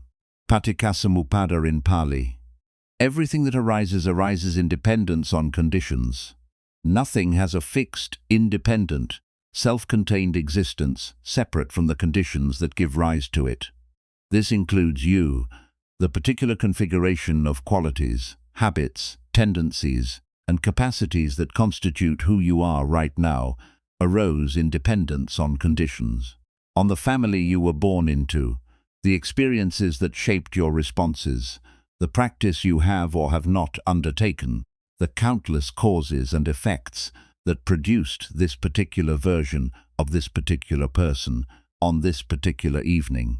The Buddha expressed the heart of this teaching in a formulation that appears repeatedly across the Samyutta Nikaya in simplest form. When this exists, that comes to be. With the arising of this, that arises. When this does not exist, that does not come to be. With the cessation of this, that ceases. This is not a philosophical abstraction. It is a description of exactly what is happening in your own experience right now. The mood present in this body tonight arose because of specific conditions. The quality of the day that preceded it, the state of the body's tiredness or ease, the last thing the mind encountered before settling into this listening. Change any of those conditions, and a different mood arises. The mood is real, and the mood is conditioned, and a conditioned mood is not a fixed report on a permanent self. Change the conditions, and the person changes. This is not a threat to identity, it is the most genuinely hopeful thing about it. A fixed self could not grow, could not heal, could not practice its way toward greater wisdom or compassion or clarity, because a fixed thing, by definition, cannot move. The process that you actually are can change, because processes respond to conditions, and conditions can be deliberately cultivated. In the Milinda Panha, an ancient text recording dialogues between the Greek king Menander and the Buddhist monk Nagasena, there is an image offered for what carries forward across the process of a life without requiring a permanent self to carry it. King Milinda, a sharp and persistent questioner, asks Nagasena to explain what persists across change, when there is no fixed self doing the persisting. Nagasena's answer uses an image drawn from a scene familiar to anyone who has attended a festival where lamps are lit sequentially. One flame used to light the next, which lights the next, which lights the next down a long line of lamps, until the last lamp at the far end of the row is burning from a flame that originated at the very beginning of the chain. Is the flame in the last lamp the same flame as the flame in the first? In one sense, no, the flame has moved, the wax has changed. The specific material being consumed is entirely different from the material consumed at the beginning. In another sense, yes, there is a direct causal continuity between the first flame and the last, a chain of arising independence that makes the final lamp a genuine consequence of the first, not a separate and unrelated event, same flame or different. Neither answer taken alone captures what is actually happening, and that is precisely the point. This is the middle way the Buddha was pointing at in his silence with Vakshagota. The process that you are carries something forward. Continuity, consequence, the results of past actions, the particular character shaped by everything that has come before, without any of this requiring a fixed, unchanging self as the carrier. The flame does not need to be the same flame to be genuinely connected to what came before it. You do not need to be a fixed, permanent self for your life to have continuity, meaning, or consequence. What you are not required to be is trapped. And this is where the teaching moves from philosophy into something that can be felt in the body, in the specific quality of a moment when a story about yourself is seen clearly for what it is. Not a fixed report on a permanent truth, but a conditioned interpretation assembled from conditions that were never as conclusive as the story made them sound. What does this actually feel like when it happens? The texts do not describe liberation as the gradual dimming of experience or the progressive numbing of emotional response. They describe something closer to the opposite, a lightening, a spaciousness, the specific quality of a mind that is no longer spending its energy maintaining a fixed position against the pressure of everything that keeps threatening to shift it. One of the most practical tools the Buddha offered for seeing the constructed nature of self in direct experience is the teaching on the 5 aggregates, the khandhas. He described what we habitually call self as a collection of 5 distinct processes. Form, which is the physical body and its sensations, feeling, tone, the basic quality of pleasant, unpleasant, or neutral that colors each moment of experience perception, the mind's recognition and labeling of experience, mental formations, the volitions, intentions, and habitual reactions that shape how experience is met, and consciousness, the basic awareness present in each moment of knowing.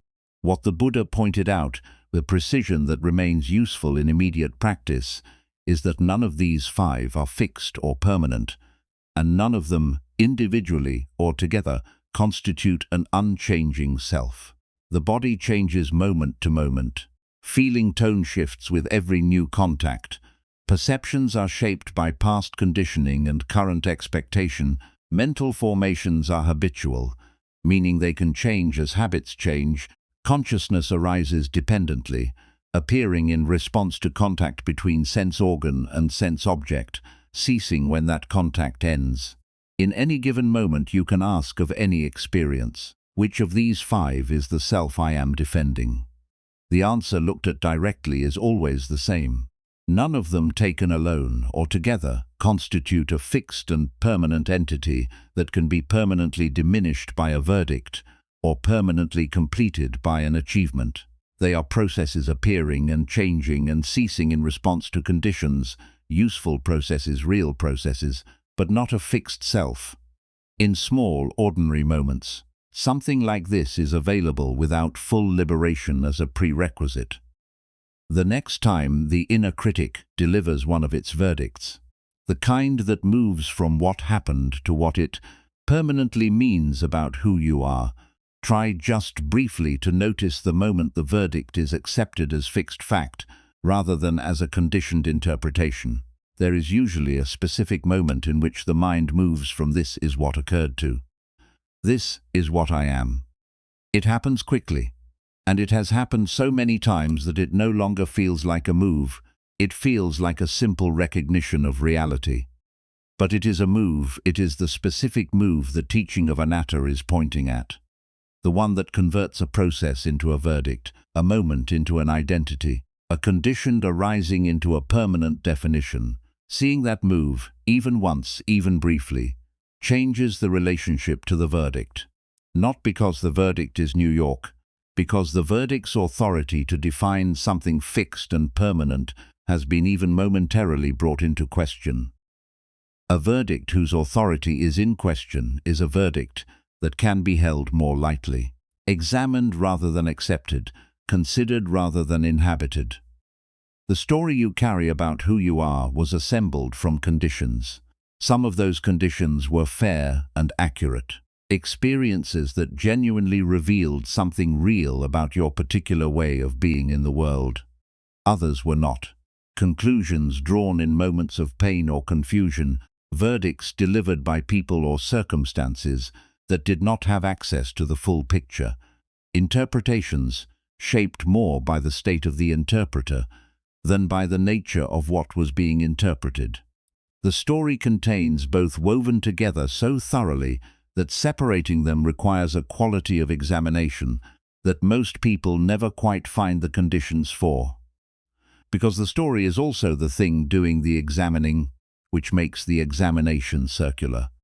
The Buddha named this circularity with the Pali word papanka, mental proliferation, and described its mechanism precisely in the Madhupindika Sutta. What a person perceives, they think about.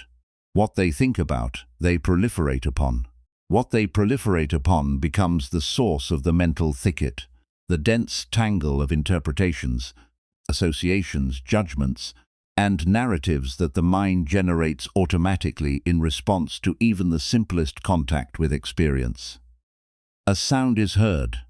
Before the hearing has completed itself, the mind has already labeled it, assessed it, compared it to past sounds, generated a preference about it, and begun building a small narrative about what it means that this particular sound is present in this particular moment. This process happens at a speed that makes it nearly invisible. It feels like perception itself, like the simple recognition of what is there, when it is actually a layer of conditioned elaboration added on top of what is there. The story about the self is papanka, operating at its most consequential level. Raw experience arrives, something happens, something is said, something succeeds or fails. And before the experience has finished occurring, the mind has already generated a narrative about what it means, what it reveals, what it confirms about the fixed entity at the center of the story. Seeing papanka in operation is seeing the story being assembled in real time, rather than encountering it as a finished product delivered from some authoritative source. And a story seen being assembled is a story that is obviously, immediately, undeniably constructed, which is a completely different thing from a story accepted as a direct report on permanent reality. The silence Vakshagota received was more valuable than any answer could have been, precisely because it interrupted papanka at its root. Any answer, yes or no, permanent self or no self, would have given the proliferating mind a new position to elaborate upon, a new fixed point around which to build the next structure of interpretation. The silence gave the proliferating mind nothing to work with. Just the question hanging in the air unanswered, with nowhere to go, and in that nowhere, the possibility of a different kind of seeing. Groundlessness is not a pleasant sensation in its initial arrival. The mind encountering the absence of its usual solid footing tends to move quickly toward restoring it, reaching for a new position, a new narrative, a new fixed point to serve as the foundation for the next structure of certainty. This is why anatta is so consistently misunderstood. The mind that hears it immediately converts it into either nihilism or a new fixed identity, both of which restore the solid footing the teaching was designed to remove. The practice is not to achieve a permanent state of groundlessness, which would itself become a fixed position. It is to become more comfortable with the momentary experience of not knowing, the brief interval between one story falling away and the next story arriving, without immediately filling that interval with whatever comes first at hand. In that interval, something is present that is not part of any story. It is present before the story begins and remains after the story ends. It has been present throughout every version of the story you have ever told about yourself. Underneath the chapter in which you succeeded and the chapter in which you failed. Underneath the version that felt most authentically yourself, and the version that felt most alien. Underneath the self, the inner critic describes, and the self the best moments have revealed. The Buddha characteristically did not offer a positive definition of what this is. He pointed at what it is not.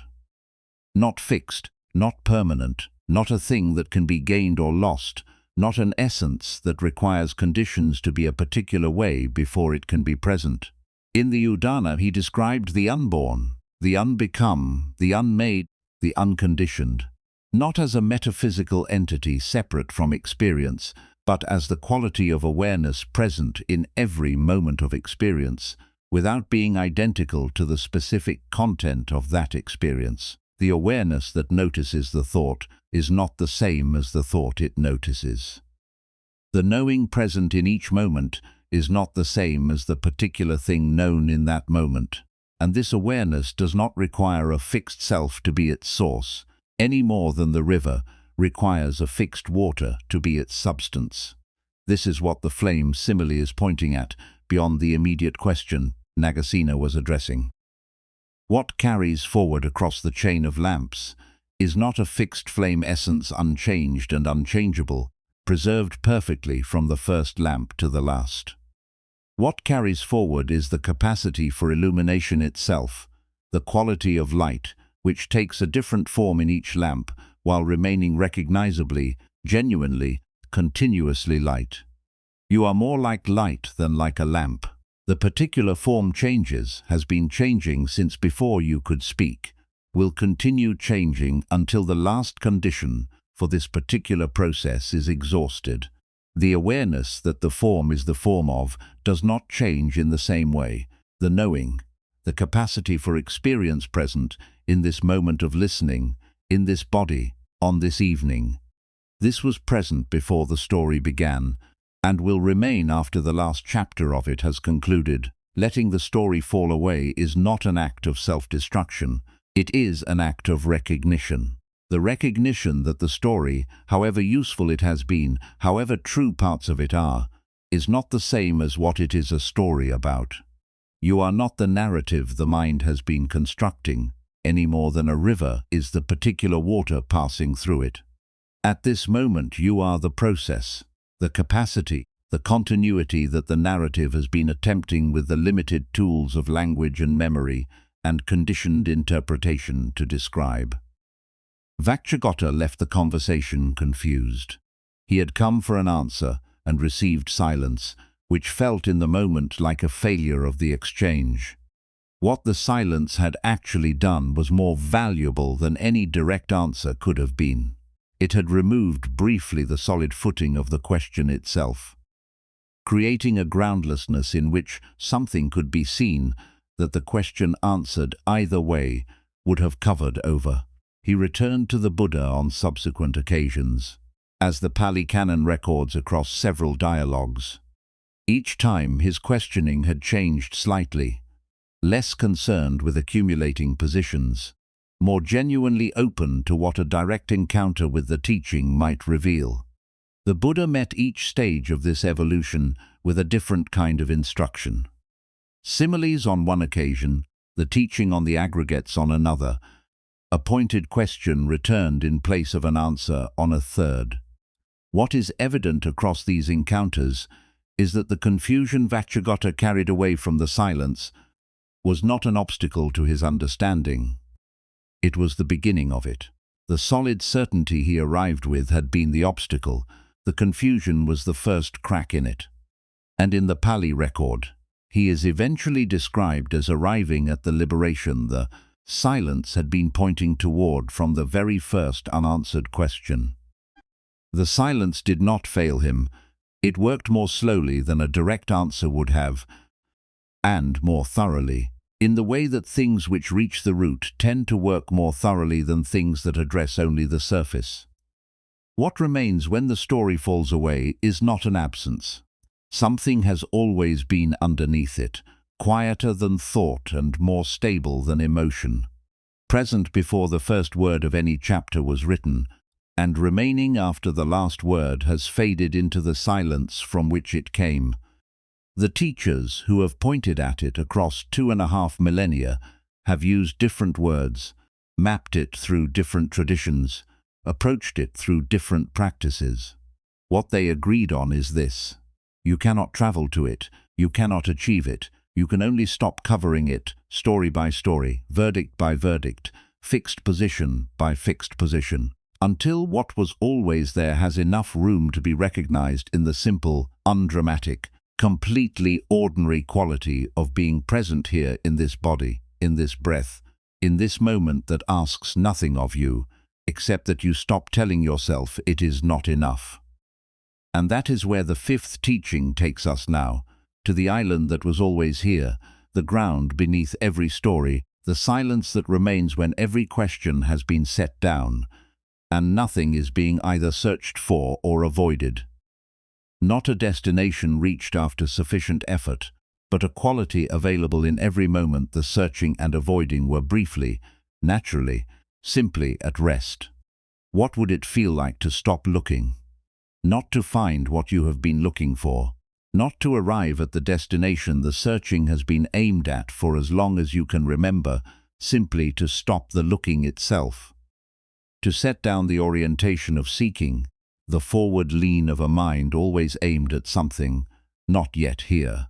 The particular tension of a person who has been reaching for so long that the reaching has become indistinguishable from the self doing the reaching. Take a breath and stay with that question, rather than immediately filling it with an answer. Not what you would find if you stopped looking. Not whether stopping is possible, or advisable, or spiritually correct. Just the question itself, held open like a hand that is finally unclenched after a long time of holding something tightly. The specific quality of that unclenching, which is its own kind of experience before anything else arrives to fill the open space. The mind will want to answer quickly. That is what trained minds do with open questions. They close them efficiently and automatically, because an open question feels to a mind organized around resolution like a problem waiting to be solved. The instruction here is simply to let it stay open for one more breath, to notice what the openness itself feels like before the answer arrives to replace it. This question has been asked before in different words, in a form so precise and so old that it has survived more than 2,500 years of transmission without losing any of its original weight. A young man named Kappa asked it on a dusty road in ancient India. After years of traveling and studying and preparing, carrying it toward the one teacher his own teacher believed could answer it. Kappa was one of 16 students belonging to the wandering teacher Bavari, a Brahmin of great learning, who had assembled a circle of dedicated disciples and spent years transmitting whatever wisdom he had gathered across a lifetime of practice. When word reached Bavari that the Buddha was teaching in the north, he sent his 16 best students to find him and ask the questions that mattered most. Each student carried a carefully prepared question shaped by years of study, designed to reach toward the deepest understanding their tradition had made available to them.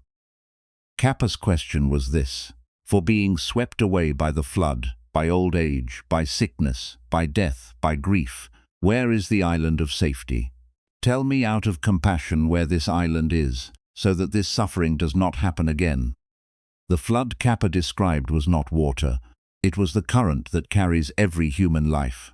The current of change, of loss, of the body's gradual diminishment, of the people and circumstances that arrive and then are gone, of the gap between what is wanted and what is, which opens and closes across every chapter of a life without ever quite resolving into permanent satisfaction. He was asking for something that would hold against this current.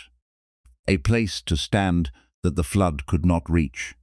Ground that would not shift under the weight of everything that shifts. The Buddha's answer in the Sutta Nipata is one of the most compressed and complete responses in the entire Pali Canon. He did not describe a location. He did not offer a path of many steps leading eventually to a distant destination. He said the island, Kappa, is this: possessing nothing, clinging to nothing. This is Nibbana, I declare, the utter decay of old age and death. Possessing nothing, clinging to nothing. The island Kappa was searching for was not a place the flood had not yet reached. It was not somewhere to travel to in order to be safe from the current.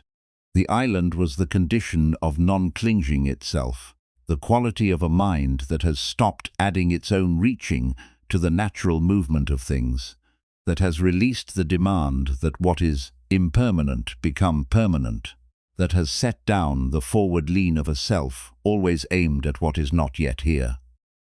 When the reaching ceases even temporarily, what remains is the island, and the island, the Buddha's answer makes clear, has always been here. The flood was never the problem. The gripping in the face of the flood was the problem, and the gripping can release in any moment. Not because the conditions of life have finally become favorable enough to make releasing possible, but because the releasing was always available independent of conditions, requiring nothing from circumstances before it could occur. This is the fifth teaching tonight, and it is in some ways the destination toward which the previous four have been moving. The first teaching asked you to return to the body, to the breath, to the present moment that the searching mind keeps passing through on its way somewhere else. The second asked you to loosen the grip on what is already changing, to discover that love held in open hands is warmer than love held in a fist. The third turned the compassion inward toward the one who has been living under the inner critic's jurisdiction for longer than was ever necessary. The fourth asked you to look at the story itself, to see it as assembled from conditions rather than delivered as a permanent report on a fixed self. And now this one brings all of them to their natural resting place, the quality of awareness that is present when the searching is not, which has been here throughout every moment of the searching, which does not need to be found because it has never been lost. The Pali name for this quality is nibbana, and it is the most misrepresented word in the entire Buddhist vocabulary.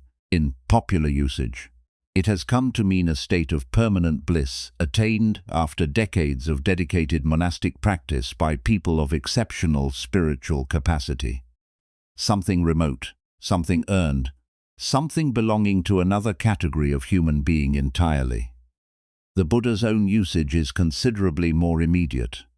Across the Pali Canon, he described nibbana not only as the final liberation of a fully awakened being, but as the quality of mind available in any moment when clinging is absent, when the three fires of greed, aversion, and delusion are not currently burning. The word itself means extinguishing, the extinguishing of the fires, and the fires can be absent temporarily, but genuinely, in any ordinary moment of any ordinary life, in a breath taken without demand, in a moment of resting without agenda, in the specific quality of awareness present, when nothing is being either reached for or pushed away. The Pali word amata, the deathless, is used throughout the canon as the Buddha's own synonym for nibbana. He used it from the very beginning of his teaching life, when he first decided to share what he had understood after his enlightenment, and described what he had found as the door to the deathless standing open for those willing to enter. The deathless is not a metaphysical location existing somewhere beyond ordinary experience. It is the quality of experience that remains when the dying process of clinging and craving is no longer running. When the mind is not in the process of constructing and defending and reaching and fearing, which is the mind in its ordinary conditioned mode. Most people have touched this briefly and without necessarily recognizing it for what it was, a moment of complete absorption in something beautiful, not appreciation of the beauty, not the thought this is beautiful, but the direct unmediated experience of it, in which the gap between the one appreciating and the thing appreciated temporarily closed. A moment in nature when thought stopped without being suppressed, when the ordinary commentary of the mind fell silent of its own weight, and what remained was simply being present in a world that was completely here. A moment in the middle of genuine laughter, when the self-monitoring that ordinarily runs continuously was simply absent, not overcome, not set aside, just temporarily not there, and in its absence, something lighter was present. These moments are not accidental glimpses of something unattainable, they are brief encounters with the quality the Buddha spent 45 years of teaching, trying to point his students toward, the quality that is always present underneath the reaching, always available beneath the noise of the mind's constant forward motion, never somewhere else, and never requiring any condition to be met before it can be recognized. In the Therigatha, the songs of the elder monks parallel to the Therigatha used in the third teaching. The monk Mahakassapa describes his relationship to forest solitude in verses that carry the specific quality of someone who has found in quietness not the absence of life, but its most undisturbed presence. Mahakassapa was one of the Buddha's most senior disciples, known for his austere practice and his delight in simplicity. His verses do not describe a monk escaping from the difficulty of the world into the comfort of isolation. They describe a monk who has discovered in the quality of stillness available in a forest, something that the noise of constant activity had been covering. Not a different experience, but the same experience attended to with the depth that only quietness makes possible. He describes the quality of early morning in the forest, the sound of rain on leaves, the specific texture of a silence that is not empty but full of the aliveness of the world attending to itself without any human agenda imposed upon it. What he is pointing at in these verses is not the forest as a location preferred over other locations. He is pointing at the quality of attention the forest conditions make available.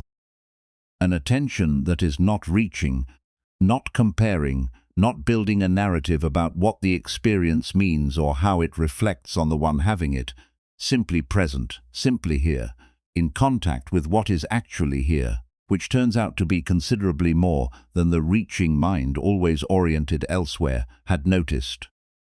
The forest Mahakassapa describes is available without traveling to a forest. This is the core of what the fifth teaching is pointing at, and it is worth being very precise about this, because it is precisely where the teaching is most easily misunderstood. Inner silence is not the absence of sound. External quiet is the absence of sound, and it is genuinely pleasant, and there is nothing wrong with seeking it when it is available.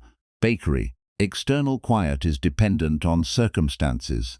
It requires conditions to align in a particular way, and conditions, as the second teaching made clear, do not stay aligned indefinitely. A quiet room becomes a noisy one, a peaceful life accumulates demands. A moment of external stillness ends. Inner silence is something categorically different. It is the cessation of mental proliferation, the quieting of papanka, the elaborate commentary the mind runs on top of every experience, converting raw contact with the world into a thicket of associations, judgments, comparisons, and narratives. When this commentary is absent, even briefly, what remains is not nothing. What remains is the full, unelaborated, immediate texture of being present, the world as it actually is, rather than the world as the mind's running translation of it. This quality is available in the middle of a city at noon, with traffic noise and construction sounds, and the full complexity of modern life pressing in from every direction. It is available because it does not depend on the external environment being a particular way. It depends only on the internal environment being, however briefly, free from the demand that everything be other than it is. The Buddha described this with great precision in the Udana, in a passage so compressed that its full weight can take years of sitting with it to unfold. There is monks, an unborn, an unbecome, an unmade, an unconditioned. Were there not this unborn, unbecome, unmade, unconditioned, no escape would be discerned from what is born, become, made, conditioned. Sit with that for a moment. Everything you have ever experienced in the ordinary course of a conditioned life, every thought, every emotion, every sensation, every relationship, every circumstance arose from conditions, depends on conditions for its continuation, and will cease when those conditions change. It is born, become, made, conditioned. The suffering inherent in this is real. What is conditioned is impermanent, and what is impermanent cannot serve as permanent ground. But the Buddha's statement in the Udana does not stop there. It points at something that is not born, not become, not made, not conditioned. And it says that without this unconditioned reality, no escape from conditioned suffering would be possible. The escape is possible. This is the entire weight of the statement. The escape is possible because the unconditioned is real, is present, is available. Not as a place to travel to, not as a state to manufacture through sufficient effort, but as the ground that has always been here, underneath and within, and permeating every moment of conditioned experience, unaffected by the conditions arising and passing within it. This is what Kappa's Island actually is, not a refuge from the flood built on higher ground that the flood has not yet reached. The ground itself, the unconditioned awareness that has never been in the flood, that cannot be swept away, that was present before the first wave of craving arose and will remain after the last wave has passed. How is this accessed in practical experience? This is the question that matters most for someone lying in the dark at the end of a long day, in a body that is tired, in a mind that has been running since early morning and is only now beginning to slow. The answer the Buddha gave across many different teachings and in many different forms is consistent. The deathless is not accessed through effort, it is accessed through the release of effort, through the specific movement of setting down what has been carried, of releasing the reaching, of allowing the forward lean of the seeking mind to rest back into the present moment that has been here the entire time the seeking was occurring. This is counterintuitive for minds trained in the logic of achievement. Every other valuable thing in a conditioned life has been obtained through effort, through working towards something, practicing something, accumulating something, becoming something more than what was present at the beginning of the effort. The deathless is the single exception to this logic, and the exception is complete. It cannot be obtained through effort because it is not absent. Effort aimed at obtaining what is already present simply reinforces the assumption that it is absent, which reinforces the seeking, which reinforces the tension of the reaching mind, which covers more thoroughly what was never not here. The practice is release, not acquisition, and release, unlike acquisition, can happen in any moment, in any condition, without any preparation or prior achievement required. Notice right now whether there is any residual effort in the body, not obvious effort, the subtle kind, the background tension of a person who has been managing and maintaining and processing for an entire day, and has not yet fully given themselves permission to stop. It lives in small places. A slight tightening around the eyes, a holding in the jaw, a quality of readiness in the shoulders that has not yet received the message that readiness is no longer required tonight. You do not need to relax this deliberately. Deliberate relaxation is still effort, still the mind managing the body's experience, still the activity of a self that is doing something to arrive somewhere. Simply notice the tension wherever it lives, without moving immediately to change it. The noticing itself without the addition of effort often allows something to soften that could not be made to soften through trying. This is the practical texture of what the Buddha was pointing at when he described the island as possessing nothing, clinging to nothing. Possessing nothing does not mean owning nothing or caring about nothing. It means not adding the weight of a possessing mind, the mind that treats its experiences, relationships, and self-concepts as property to be protected and maintained, to what is simply, naturally, already present. Clinging to nothing does not mean feeling nothing or investing in nothing. It means releasing the specific grip that converts ordinary caring into anxious grasping, that converts appreciation into demand, that converts the present moment into a resource to be extracted rather than an experience to be inhabited. When the possessing and the clinging are absent even for a single breath, what remains is the island, the quality the flood cannot reach. Not because the flood has been stopped, but because the island is not in the flood's territory. It is the unconditioned ground that the conditioned flood moves across without ever touching. Kappa came to the Buddha with a question shaped by years of learning and preparation, carrying the accumulated weight of everything his tradition had given him to think with. The Buddha's answer was so compressed, so complete, that its full meaning could not be extracted from the words alone. Possessing nothing, clinging to nothing.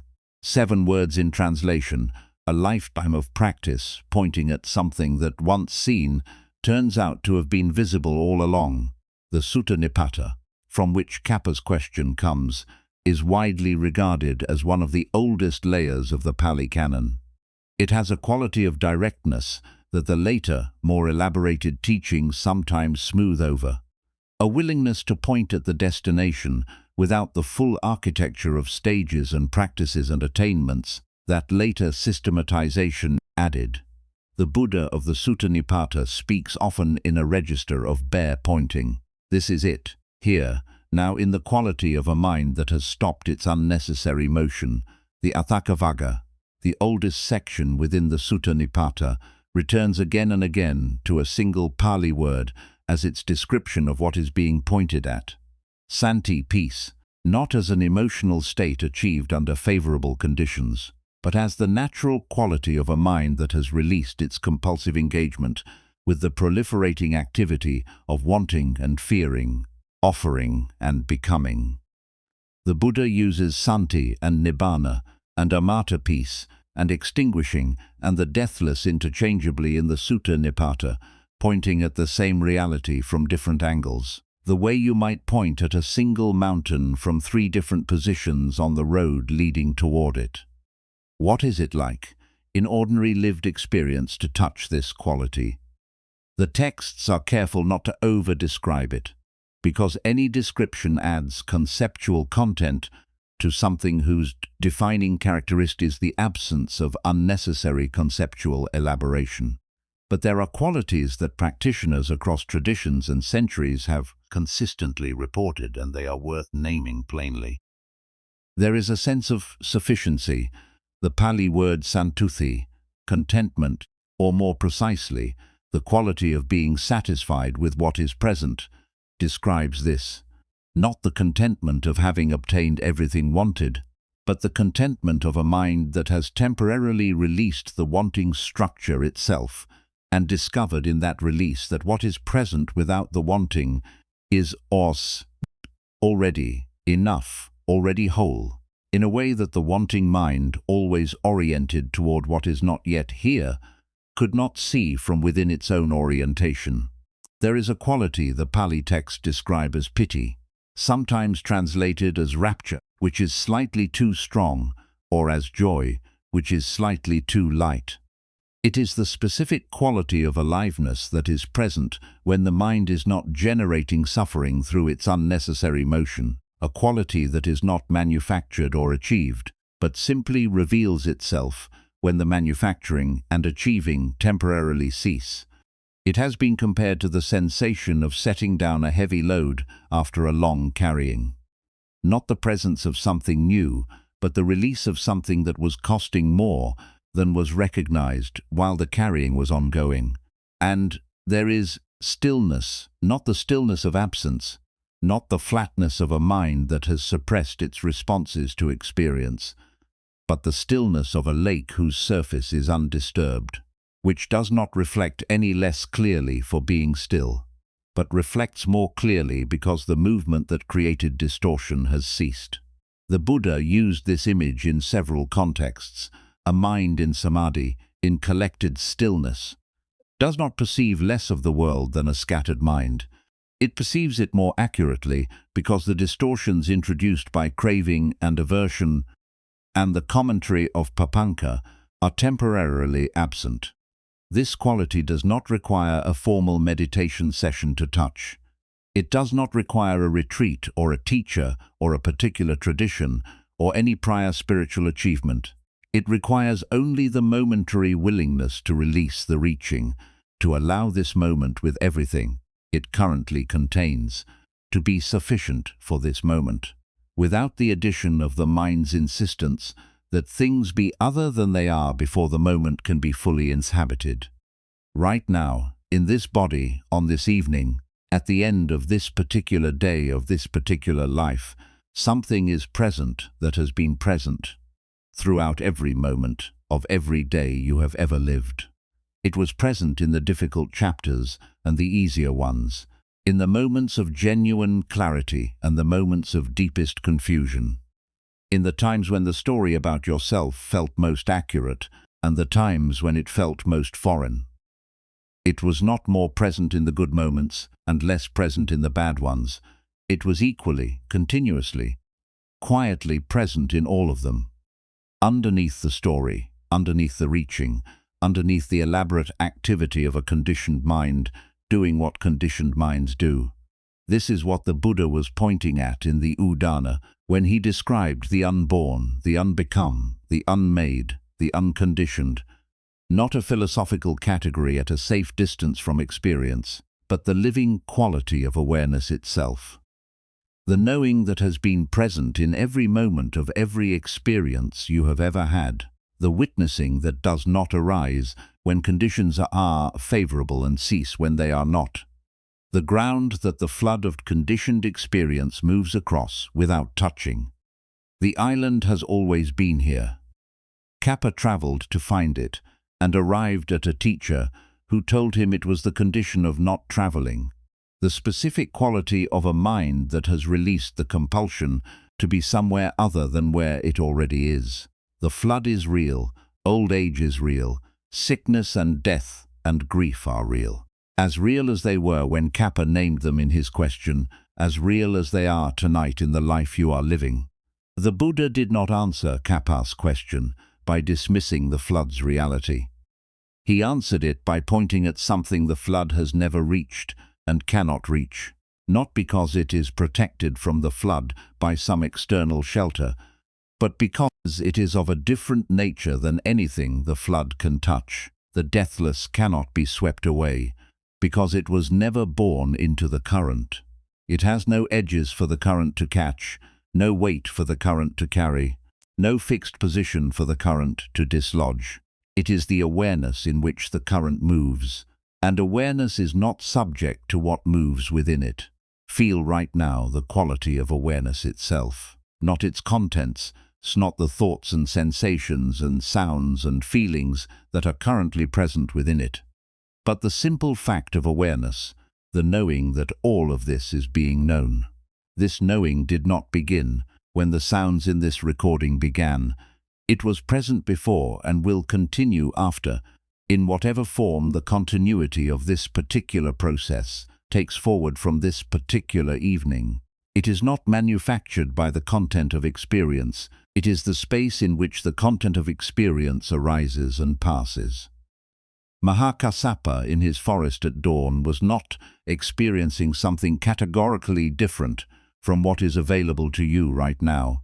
In whatever room or space you are resting in tonight, he had cultivated through long practice the capacity to rest in this quality continuously, to return to it easily, to recognize it clearly, to release the reaching quickly when it arose, and find the island immediately beneath where he had been standing.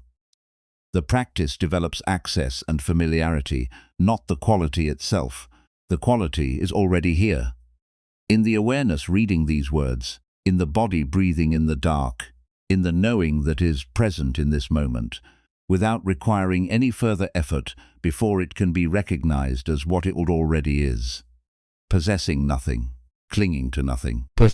Not as an achievement to be added to the spiritual resume, not as a state to be maintained through vigilance, not as a destination to be reached after sufficient work has been done, but as the natural quality of a mind that has, for this breath, for this moment, released the unnecessary motion of the reaching, and discovered that what was being searched for was here all along. Patient in the way that only something which has nowhere else to be can be patient. Present in the way that only something which has never been absent can be present. The island is this, not somewhere to travel to, not something to become worthy of, the quality of awareness right now in which everything else is arising and passing. The unconditioned ground that has always been here, that has never been anywhere else, that requires nothing from you, except the momentary willingness to stop looking for it somewhere, other than where you have always already been standing. Rest here now. Not as a technique, not as the next thing to do correctly, not as a performance of having understood the fifth teaching and arrived at its conclusion. Simply as the natural movement of a tired body and a quieting mind at the end of a long evening, releasing into what has always been present. Coming to rest in the deathless that was never somewhere else, settling into the island that was never anywhere other than here, exactly here. In this breath, in this body, in this awareness that has been present through every moment of every teaching tonight, and will remain when the last word has passed into the silence that it came from, and that it has, in truth, never left. Somewhere in the world right now, someone is sitting quietly, not meditating in any formal sense, not trying to achieve anything, not monitoring whether what they are doing is being done correctly. Simply sitting in a room that is theirs at the end of a day that is over, with no particular story running about who they are or what they have not yet managed to become. Their hands are still, their breath is moving on its own.